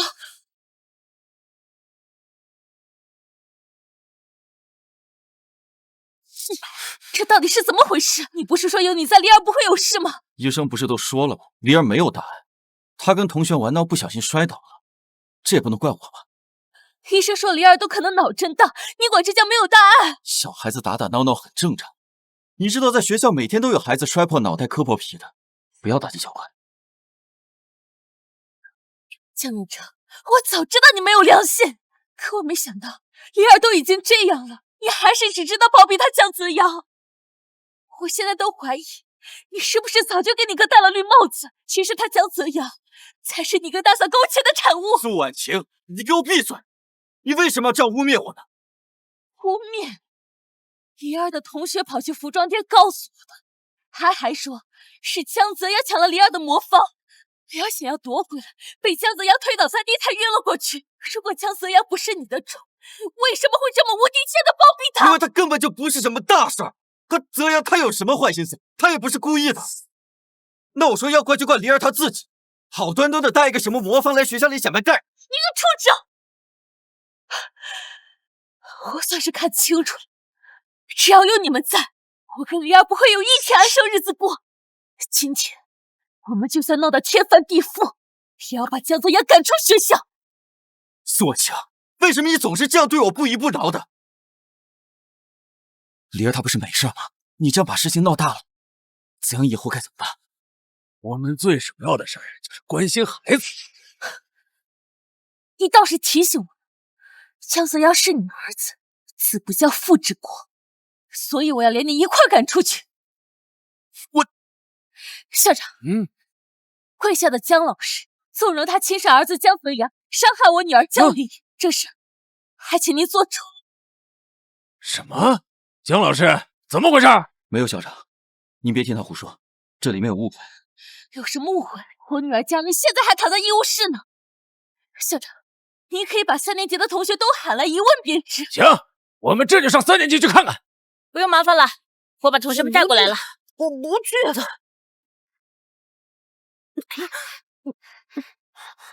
校长，情况我已经了解了。江泽阳抢夺江离的玩具在先，恶意推倒江离在后，性质非常恶劣。刘老师，你怎么能这样给一个孩子扣帽子？是，我承认是江泽阳失手推倒了江离同学，但这只是个意外。不是，江泽阳推倒江离的时候，还特别凶的说了一句“去死吧”。我没有，你有，我们都听到了。对啊，我们都听到了。好了，孩子们先去上课吧。走吧，孩子们，去上课。好，去吧去吧，慢点啊。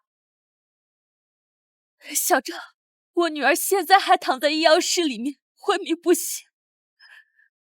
江泽阳，他如此肆无忌惮，都是他江老师纵容的后果。还请你为我和女儿主持公道。医生不是都说了吗？灵儿应该没有大碍，况且子阳也没有坏心。江老师，你是老师，又是江泽阳同学的亲生父亲，你应该严惩他，把他掰正过来。你怎么能这样毫无底线的包容他？江老师，你的弟弟3年前意外去世，苏女士是你的弟妹，江离是你的侄女，你是他的大伯哥，本应该照顾他们孤儿寡母，你却联合外人在欺负他们，你可真行！真没想到，这江老师居然是这种人。听说这3年，江老师一直带着老婆和孩子住在镇上，留下弟妹和侄女在村里吃糠咽菜。但凡有点良心就应该接济接济他们孤儿寡母吧。就是啊，江凯明，你这种行为怎么配为人师表？我本来想明年提拔你当主任，你太让我失望了。没有，校长，其实我才是。说，有本事告诉所有人，你才是江远成。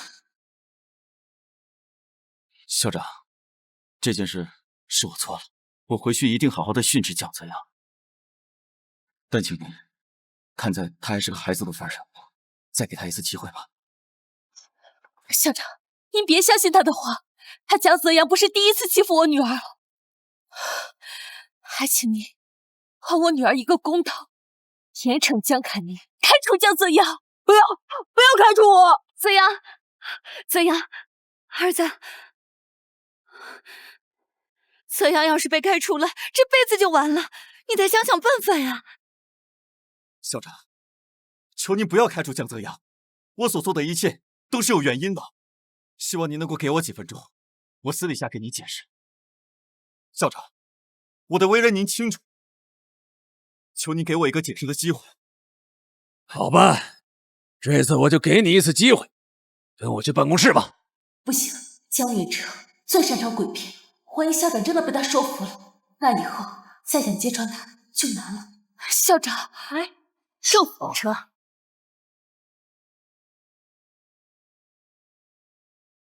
请问您是？我姓孙，职位是科长。孙科长，您好。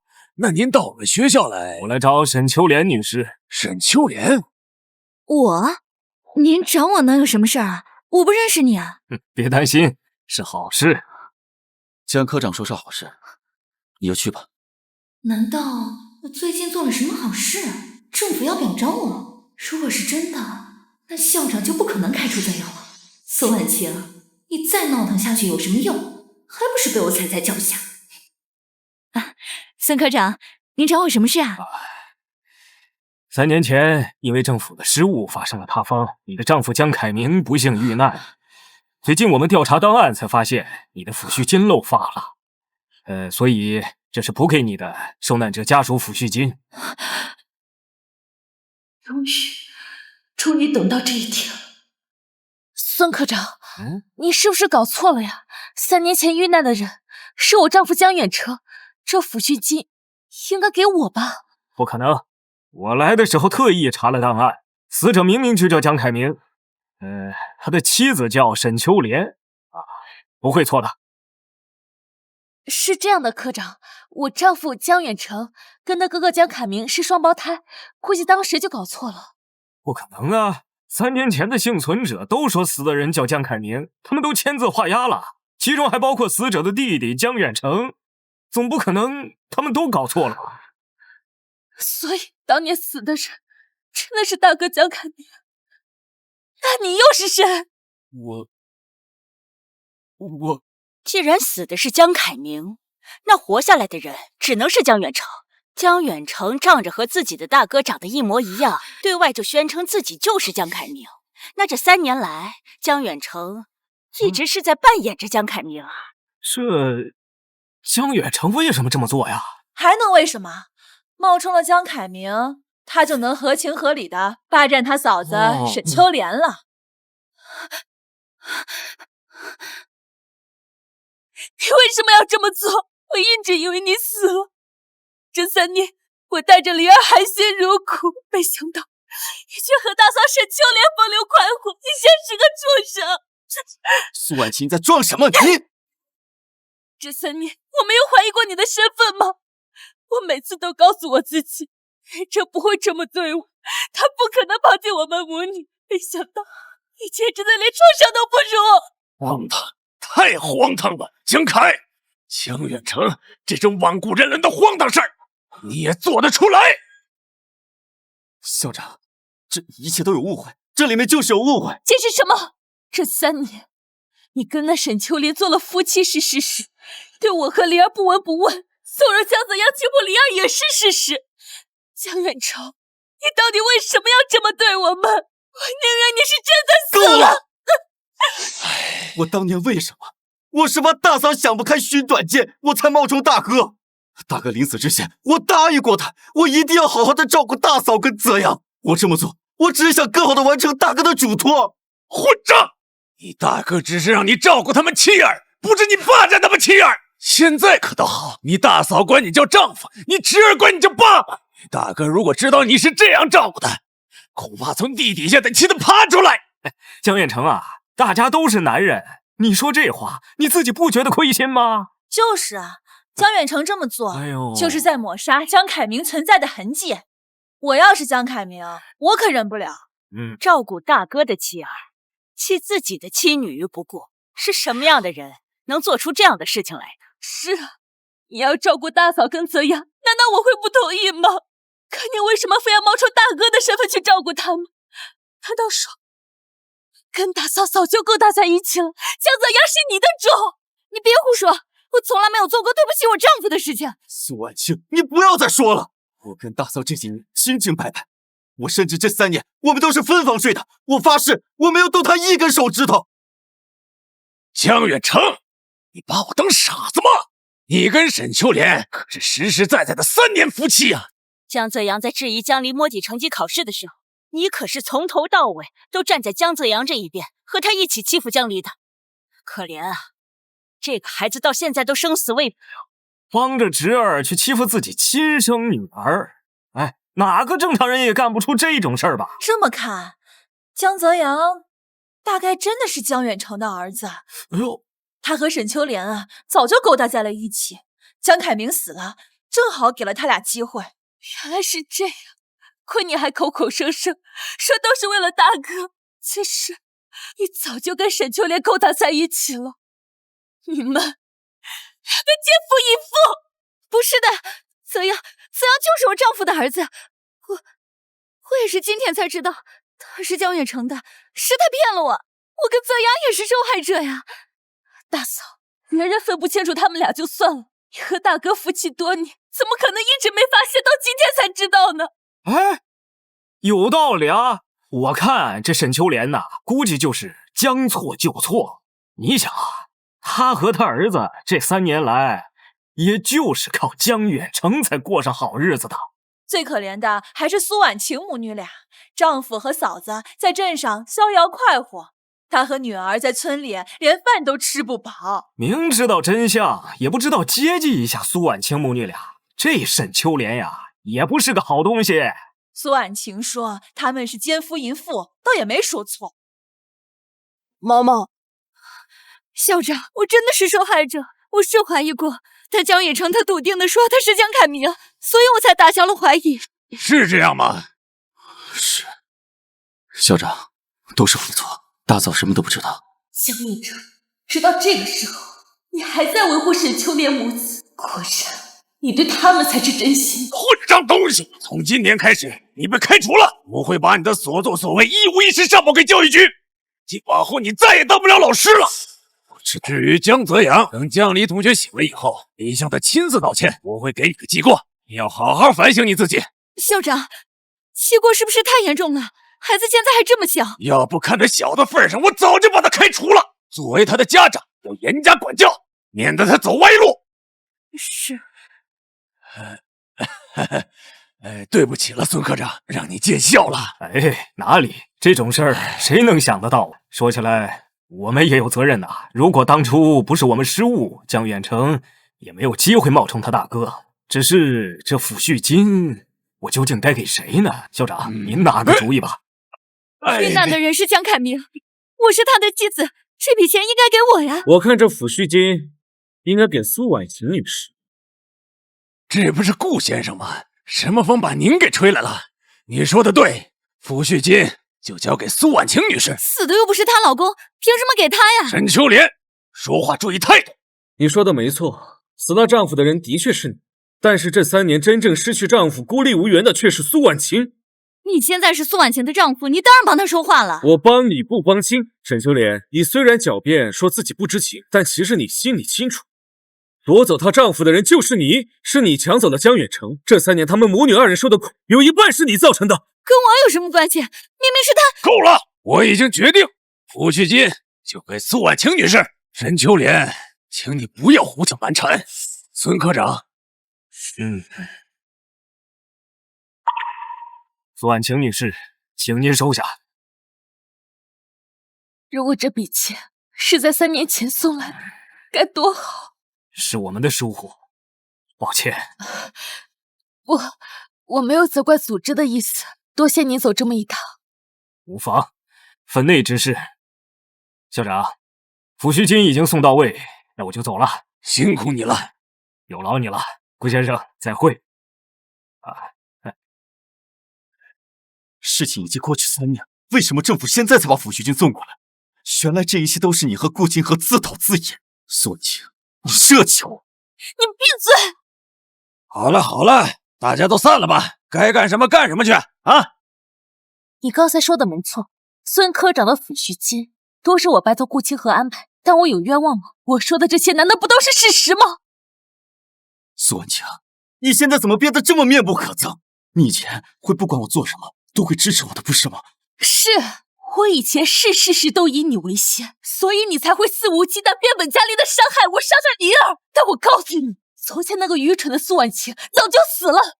说的倒是冠冕堂皇，你不过就是不想让我妨碍你们两个在一起，是吗？你和他早就勾搭好了，所以不管我说什么做什么，你都铁了心的要改嫁。这就是你自我安慰的方式吗？难道只要我和顾清河早就勾搭在一起，你抛弃我和灵儿的事情就可以一笔勾销吗？别给我转移话题！我说的难道不是事实吗？让我告诉你事实到底是怎样的。事实是我和灵儿穷的连饭都吃不上了，才不得不拿着缝纫机去跟林氏换一个窝头，却被歹徒闯进家里，不仅抢走了我们唯一的粮食，还害死了我们。苏婉清，你在说什么？你知道吗？你知道他们为什么就抢我和灵儿？因为他们也知道我和灵儿孤儿寡母最好欺负，就算把我们害死了，也不会有人替我们出头。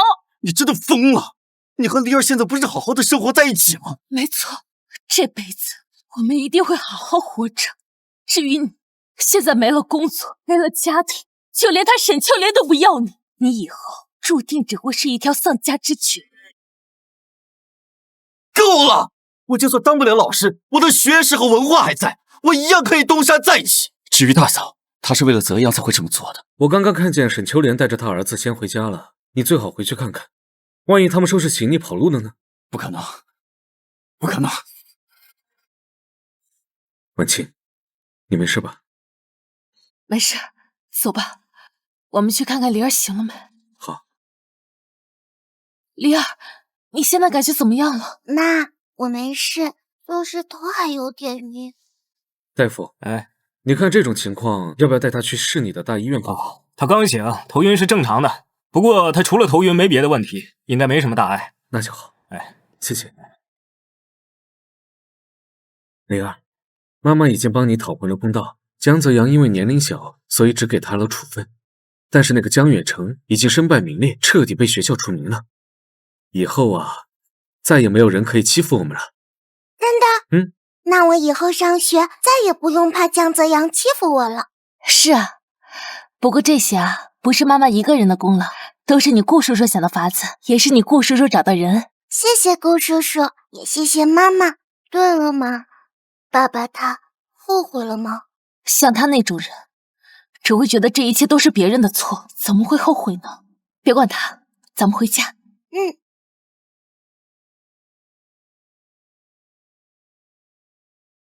太好了，你们还在。何俩要是不在家，还能去哪儿？说的也是。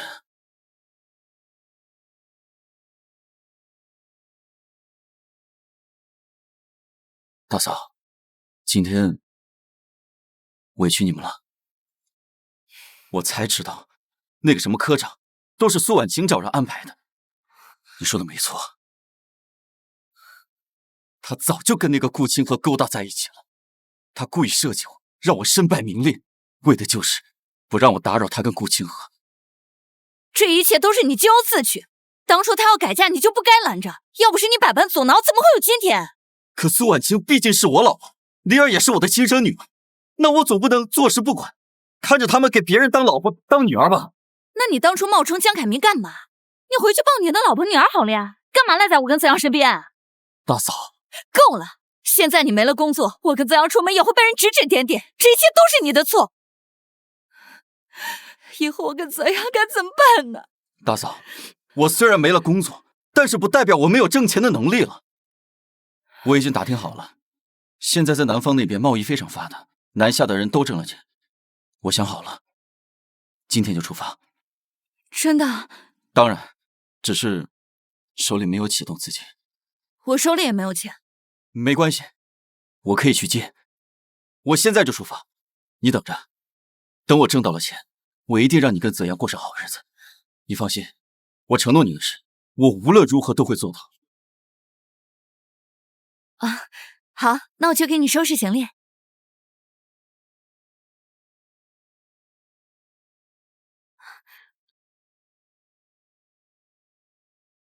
那我走了，你们在家好好的。好，我等你。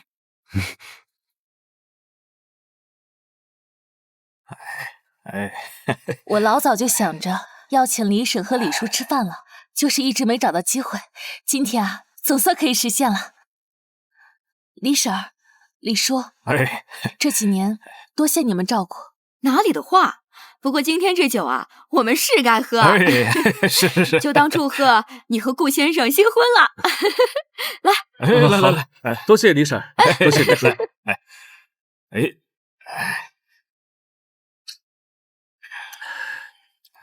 我是真没想到那个江远成竟然是个混账，亏我以前还觉得他是个好人呢。是啊，还好啊，这婉晴啊跟顾先生已经登记结婚了，要不然的话，这江远成肯定还来纠缠你。哦，对了，下午那会儿还看到他去找村长借钱，说是要南下做生意，等赚了钱再还给村长。现在他名声坏了，村长肯定不可能借给他钱。江远成脑子倒是活络，如果他真的能借到这个钱，这也不失为一条翻身的路子。可惜，现在已经没人肯借钱给他了。不提这些了。李婶、李叔，你们多吃点儿。好，来，都吃。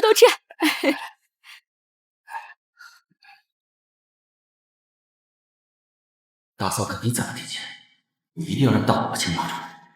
这么好的赚钱机会，说什么也不能错过。哎呀，你这个小妖精，想死我了！哎呀，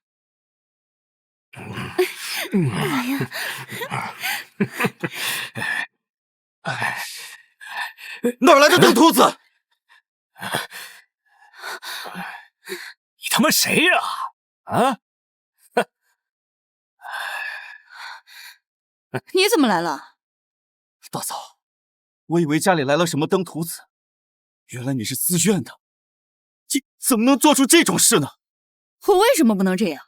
我大好年华，难道我陪你这个没用的废物守活寡呀？我怎么没用了？这几年我几次三番的暗示，你每次都假装你听不懂。你不是没用的废物是什么？那是因为你是我的大嫂，我不能对不起我大哥。够了，江远成，你已经冒充了你大哥，还装什么装？你是不是以为我们没有做真正的夫妻，你就没有背叛你大哥，没有背叛苏婉晴了？我呸！大嫂，你现在怎么变成这个样子？到底是为什么？不是我变了，是你太没用了。我可不像苏婉晴，她等了你3年，我一天都不会等。滚远点，别打扰我快活。沈秋莲，你怎么能这么对我？你别忘了，这3年都是我在养着你跟泽阳，要不是因为我，你和他早就没了。没有你，我还可以找其他男人。我沈秋莲什么样的男人找不到？你是不是以为我非你不可呀？你当初只是觉得你工作体面，人又愚蠢好拿捏，所以才哄着你。可你明明已经选择了我，为什么还对苏婉晴念念不忘？既然你已经做回了江远成，那就去找你的苏婉晴好了，别再来烦我。早知道你是这种人，当初我就不该冒充大哥。你的确不该冒充他。当初你要是直言相告，我早就找到下家了，不至于浪费我大好的青春。你这个贱人，你！我去你的！什么东西啊！连老子的女人也敢打！还好有你在，要不然他就打我了。别怕啊！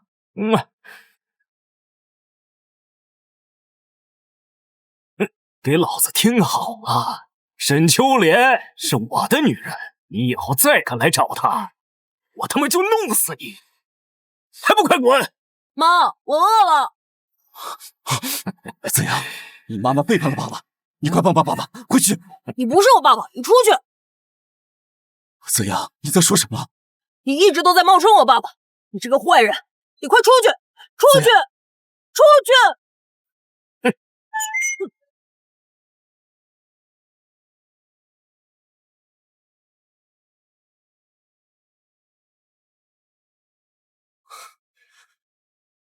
江元成，你就是为了一对这样的母子，辜负了婉清和李儿。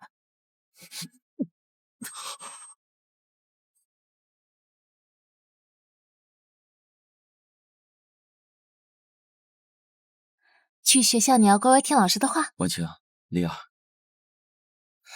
你来干什么？婉清，干嘛那么防着我？我是他的亲生父亲，难道我还会伤害他不成？这个说不准，毕竟你为了沈秋莲母子俩，什么事做不出。沈秋莲她算什么？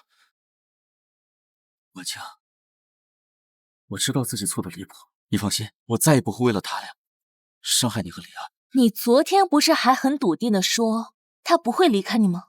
怎么这才过了1天你就又变卦了？我昨天本来是想找他拿点钱，结果发现他在跟别的男人私会。他还说我当初就不该冒充大哥，要是我当初直言坦白，他要不了1个月就能找到下家。是吗？我还以为他真像他说的那样，离开你活不下去了。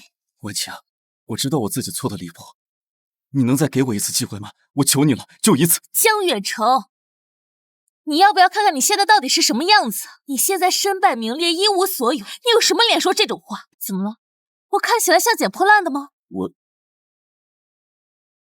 我准备南下经商，你等我赚了足够多的钱，我会回来补偿你们的。李儿，看，这是爸爸亲手做的。你小时候不是最喜欢爸爸做的竹蜻蜓吗？我早就不喜欢了。妈，我先去上课啦。去吧。文清，你有话说话，别动手动脚的。我当初真的只是想为了完成大哥的遗愿，我没有想过要抛弃你们母女俩。我不知道你们这3年过得这么艰苦，我以为大嫂她比你强。你那点公司够过怎样的生活水平，你心里没数吗？这沈秋莲有没有给我们母女钱，你真的一点都没察觉吗？你只不过是怕她生气，会装傻吧？我真的不知道。好，就算钱的事你不知道，那你人呢？整整3年，从镇上到村里，不过就1个小时的路程。但凡回来看望过我们1次，你就知道我们娘俩到底过的是什么样的日子。但你没有，1次都没有。我是怕被别人发现，我其实是江……够了，江远成，你说这话你不觉得可笑吗？我强，我错了，真的知道自己错了。你都不知道我有多后悔。你后不过就是因为他沈秋莲也不要你，所以你才回来找我们。但凡他沈秋莲过几天又想起你，朝你勾勾手指头，你就屁颠屁颠回去找他去了。不会的，江远成，我再跟你说最后一次，我不可能会原谅你。但凡还有点良心，就别再来打扰我和灵儿的生活。婉清，老板，哎，婉晴妹子来啦！来，这件衣服啊，是我按照杂志上的款式改良的，你看看行不行？行，肯定行。我这就挂上。每次你的衣服都是卖的最快的。那个老板，我今天还是得等灵儿放学，所以可能得再用一下您的缝纫机。你跟我客气啥？缝纫机和布料都在里屋，你快去吧。好嘞。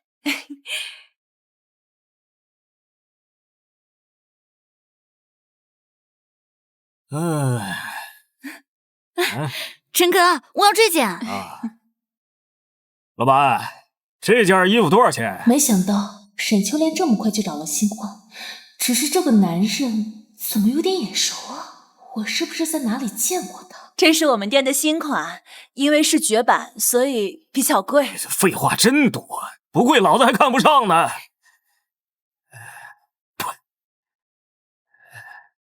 啊，20够不够？够，您收好。给他。谢谢陈哥。回家啊，回家！你他娘的还敢耍老子！滚开！上辈子就是他害死的我和李儿。哎，婉晴妹子，怎么了？啊，老板，刚才那个陈哥，你知道他是什么来头吗？我只知道他是道上混的。哎，那个女的我有印象，那是你嫂子吧？别看她现在那么风光，陈哥这种人，那怎么是她能驾驭得了的？那你知道这个陈哥他全名叫什么吗？陈大刀，所以有人叫他大刀哥。好，我知道了，谢谢老板。那我就先进去了。好，灵儿，多吃点肉。婉晴，你怎么了？哦，什么？我今天听灵儿说，江远成去学校找过你们，请求你们原谅。你是不是动摇了？如果你打算原谅他，那怎么可能？我巴不得他滚得远远的，怎么可能会原谅他呢？那就好。我听说他已经南下了，总算如你所愿滚远了。但是婉晴，你刚才在想什么呢？我在想沈秋莲的那个新欢陈大刀，我有种预感，这个人会是个祸害，他说不定会帮着沈秋莲伤害我们母女。要是能找到他什么把柄，把他关进牢里就好了。顾先生，我知道你门路广，你能不能帮帮我？婉晴，你不是在开玩笑吗？当然不是了，我都听服装店老板说了，那个陈大刀是在道上混的，这种人太危险了，我必须防患于未然。当然，也是为了上辈子的自己和灵儿复仇。陈大刀这个人我听说过，的确是个危险的人，但是你说防患于未然，也没有这么防的吧？顾先生，这件事我不知道该怎么跟你解释，但是这个人，我是绝对不会放过他。我明白了，但是如果只是把他送去坐牢的话，我有办法。真的？需不需要我做什么？不需要做什么，等着就好。那怎么行呢？这是我自己的事情，你把办法告诉我，我来办。这件事情啊，你办不了，别说是你了，我都办不了。哎呀，没事，你先吃饭吧，别怕。好吧，那麻烦你了。妈，你跟顾叔叔客气什么？你们不是夫妻吗？灵儿说的没错，我们是夫妻啊。可惜，再有半个月，你就要返乡了。我们的夫妻缘分，大概也就剩这半个月了。妈，妈妈，饿了吧？回家吃饭。儿子，这是巧克力，你陈叔叔给你买的，这可是个稀罕玩意儿，一般人啊可吃不到呢。苏婉晴，你是不是觉得揭穿了江远成，我跟泽阳就没有好日子过了？真是不好意思，让你失望了。我们现在过得呀，比以前还好。是吗？那还真是恭喜你们了。但愿你们的好日子能持续的久一点。毕竟像陈大刀这种人，赚钱的路子大概率都不合法，别过几天啊就进去。你懂什么？他做的都是正经生意，我看你就是嫉妒我。儿子，我们回家吃牛排去。好。妈，顾叔叔跟我说过，今天就要收网了，估计他们今晚吃的牛排就是最后的晚餐。懂得还挺多呀，走，我们也回家啊！臭娘们儿，把钱藏哪儿去了？陈哥，你这是在干什么？找到了，这是我娘家攒了3年的钱，你赶紧给我！你他妈这段时间也花了我不少钱，老子借你点钱用用，怎么了？放心，等我从南方回来，我会加倍还你的。啊！南方？你去南方干什么？被通缉了，我得赶紧南下避避风头。通缉？你不说你做的是正经生意吗？怎么会被通缉啊？你个臭娘们懂什么？滚开！不行，你得把钱给我，这是我们全部的家当，你要是拿走了，我俩喝西北风啊！松手！赶紧给我，你去把钱给我！给我！小逼崽子！泽阳，这他妈可是你逼我的啊！操！妈！妈！贱货，非逼老子动刀！走，不许动！警察，不许动！走！婉晴妹子，婉晴妹子，不好了，出事了！李婶儿，怎么了？那个沈秋莲被人捅了一刀，现在人在医院，生死未卜呢。什么？是谁干的？听说啊，是被人入室抢劫了。他跟劫匪啊抢夺东西的时候被劫匪捅了，流了好多血呢。虽说他这个人呢不怎么样，但是遇到这种事儿，实在是倒霉。不，这是他自作自受。顾先生，你知道是怎么回事？是陈大刀干的。陈大刀知道自己被通缉后，就去沈秋莲家拿了沈秋莲的私房钱，准备跑路，但没想到被沈秋莲发现了。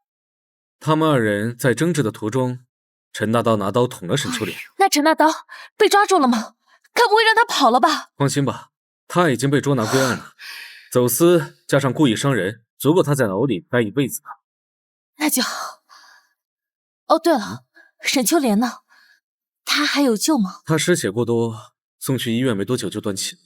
真没想到，这辈子沈秋莲竟然会死在陈大刀手上，真是天道好轮回。不过上辈子我和灵儿是无妄之灾，沈秋莲却是自己引王入室。话说，这沈秋莲的儿子江泽阳啊，也是婉晴妹子你的侄子，他爹没了，他妈妈也走了。哎，你说这警察不会把他送到你们这儿吧？不会的，警方已经找到了江泽阳的叔叔江远成。这是你妈妈的骨灰盒，你拿好。一会儿会有人来接你，泽阳。以后你要好好学习，好好做人。爸爸，你要把我送给谁？妈妈走了，你就是我唯一的亲人了，你不能不管我呀！是你说的，我冒充了你爸爸，我是个坏人。我错了，我不该那么说。你别这么叫我，我的确不是你的爸爸，从一开始我就错，错得离谱。接你的人到了。去吧。我不，爸爸，你就算不是我爸爸，你也是我叔叔啊。妈妈死了，你就是我唯一的亲人了，而且你还答应过妈妈，一定要让我考上大学。你就当是我骗了你了吧。你放心，以后我会定期去看你。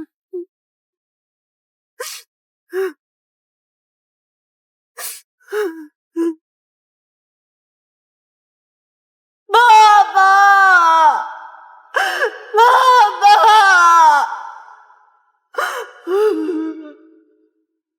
灵儿，灵儿，爸爸前段时间南下挣了点钱，这是爸爸给你带的礼物，有糖果，有巧克力，还有流行音乐磁带。你要是喜欢的话，爸爸再给你买。不要，灵儿，妈妈。这些东西，你不应该拿去安抚江泽阳吗？我们灵儿有爸爸有妈妈，他不需要。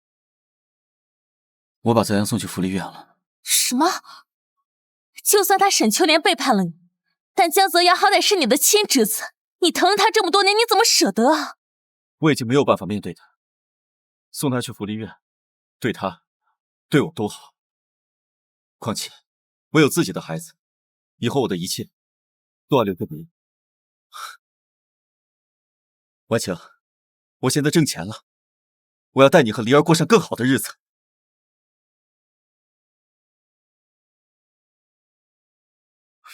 可惜，不需要。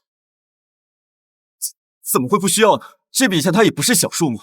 是，我知道，你现在可以自己挣钱了，但是你靠卖衣服挣的那点辛苦钱，只有我才能让你和灵儿过上更好的日子。谁说的？我新爸爸也很有钱，他可以让我们过上好日子。灵儿，你还不知道吧？前段时间知青返乡的政策下来了，你的新爸爸马上就要回首都了。政策已经出来了，看来我跟顾清河是时候离婚了。那又怎样？我可以和妈妈跟新爸爸一起去首都。不可能，顾家不是一般的家庭，即使顾清河愿意，他的父母也不会同意。婉晴，他迟早会跟你离婚。我就算跟他离婚，也不会跟你复合。灵儿，我们走。我知道你现在还没有办法接受现实，但是没关系，我可以等你。婉晴妹子，总算回来了。顾清河走了。什么？顾清河家里啊，原来是当大官的。顾清河的父母开了一辆特气派的小轿车来接他了。哎呀，这知青返乡的政策一出，他父母就让他跟他们回家。然后顾叔叔就直接走了？没呢，他等了你们1个多小时呢。估计是他父母催得紧，他没办法就先走了。不过他临走前让我跟你们说，他一定会回来的，让你等他几天。我知道了，李婶。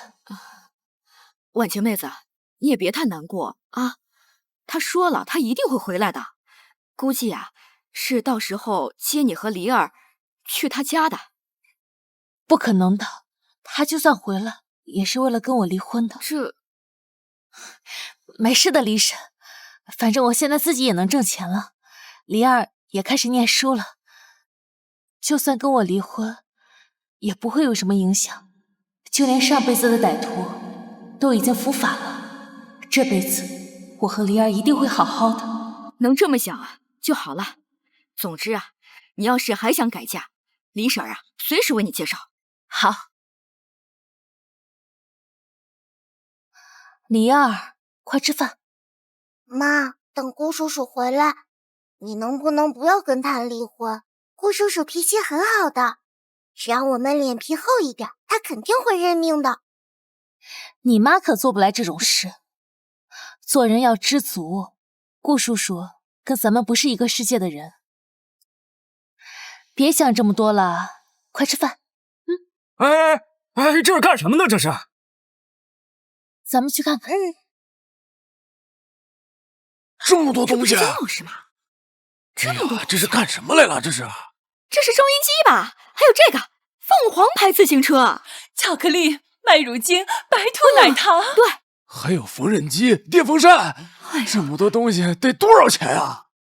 还得是文化人。就是，听说他被学校给开除了，这辈子都当不了老师了。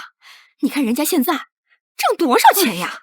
是啊，婉晴，你快来，你瞧瞧看，我给你和黎儿买了什么好东西。江远成，你这是什么意思啊？婉晴，我都知道了，顾清河家里面来了人，他抛弃了你和黎儿。不过你放心，有我在，还是咱们一家人好好过日子，我一定会一心一意对你和女儿的。你等等，谁跟你是一家人了？你赶紧带着你这些东西给我滚！就是顾叔叔和我们才是一家人，我妈妈和顾叔叔还没离婚呢，顾叔叔一定会回来找我们的。黎儿，你还不肯死心吗？顾叔叔家里面是当官的，他肯定会娶一个门当户对的做老婆，不会要你的。黎儿，快帮爸爸劝劝妈妈，让妈妈跟爸爸复婚好吗？我呸！江远成，你做你的春秋大梦吧！我早就说过，就算我跟顾清河离婚，我也不会跟你过的。你不跟我过，你跟谁过？我好歹是黎儿的亲生父亲，那你要是再给他找一个后爹，那能有我真心对他好吗？再说了，我都改正了，不然我也不会买这么多好东西送过来，是吧？是呀，婉晴，我看姜老师这次呀是真心回答，要不就原谅他吧。你们好歹夫妻一场，反正沈秋莲也死了，不会再来纠缠你们啦。婉晴啊，别太不知道好歹了。姜老师现在这么挣钱，错过这街没这店了。你们先跟他过呀！我再说一遍，就算你成了这村里的首富，我也不稀罕。婉晴，你就算不为自己考虑，也应该为黎儿着想啊。那以后黎儿读书了，肯定要用到很多钱，但是有我在，你们会过得轻轻松松的。我才不稀罕！之前你对我和妈妈做出那么多过分的事，你以为你现在有钱了就可以一笔勾销了吗？我和妈妈是什么很贱的人吗？黎儿，你怎么能这么说话了？怎么，黎儿说的不对吗？你要是再不走，我就报警了。婉晴，再怎么说我也是黎儿的亲生父亲，我给自己的女儿买东西是天经地义的吧？你干什么？你不许进去！江远成，我才不要你的东西！以前我和妈妈吃不饱饭的时候，你看都不看我一眼。你现在送这些东西还有什么意义？你走，走啊！给人了，给人了！好气派的小轿车呀！咱们村什么时候来了这么大一个人物啊？顾叔叔，灵儿，几天不见，怎么都瘦了？顾叔叔，你不打个招呼就走了，我饭都吃不下。顾叔叔，您是不是不要我们了？怎么会呢？顾叔叔这次啊，是专门接你跟妈妈去首都的。真的？婉晴，上次我走得太匆忙，没时间跟你告别。但是我跟父母说明了情况，他们都盼着你赶紧过去呢。婉晴，你愿意跟我走吗？你没开玩笑吧？你爸妈不会觉得我配不上你吗？我还以为你这次来是跟我离婚的。怎么会呢，婉晴，你可是我的救命恩人，他们感激你还来不及呢。而且我跟他们讲了你的事迹，他们都对你钦佩不已。他们说，这辈子我能娶到你，是我最大的福气。那你呢？我不希望你是因为什么救命之恩才……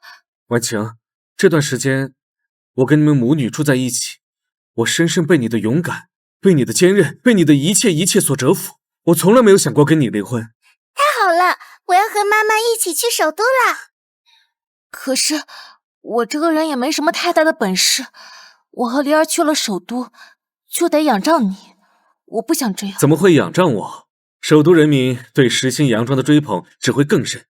你在服装设计方面的天赋，只会让你在首都大展拳脚。好，那我答应你，跟你去首都。太好了！不行，婉晴，你是我的老婆，我是灵儿的亲生父亲，你不许跟他走。江先生，这可由不得你。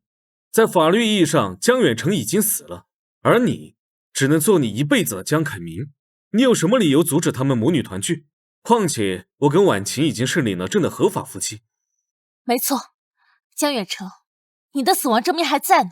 3年前我亲自去开的，那个时候我多么希望你能死而复生，可惜。总之，你以后好自为之吧。那我先进去收拾东西了。好。灵儿，走。顾清河，你为什么要回来？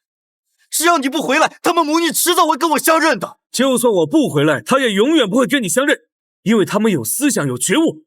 你不懂这些，所以你注定什么都得不到，包括你的这些财富。你……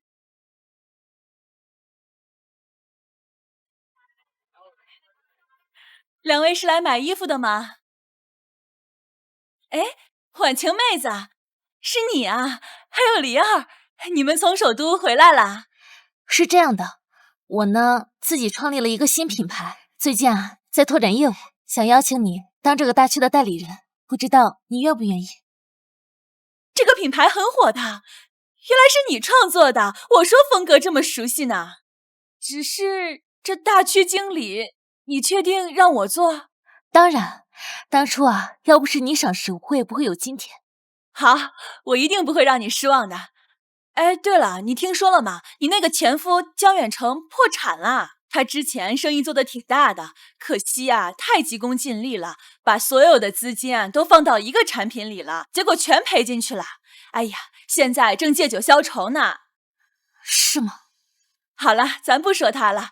哎，你们在这儿待几天呀？要不我请你们吃饭吧？不用了，不用了，我们啊还要去别的城市，待会儿就走。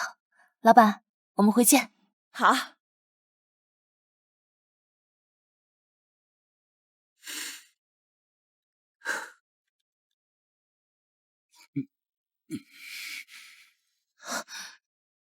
怎么了？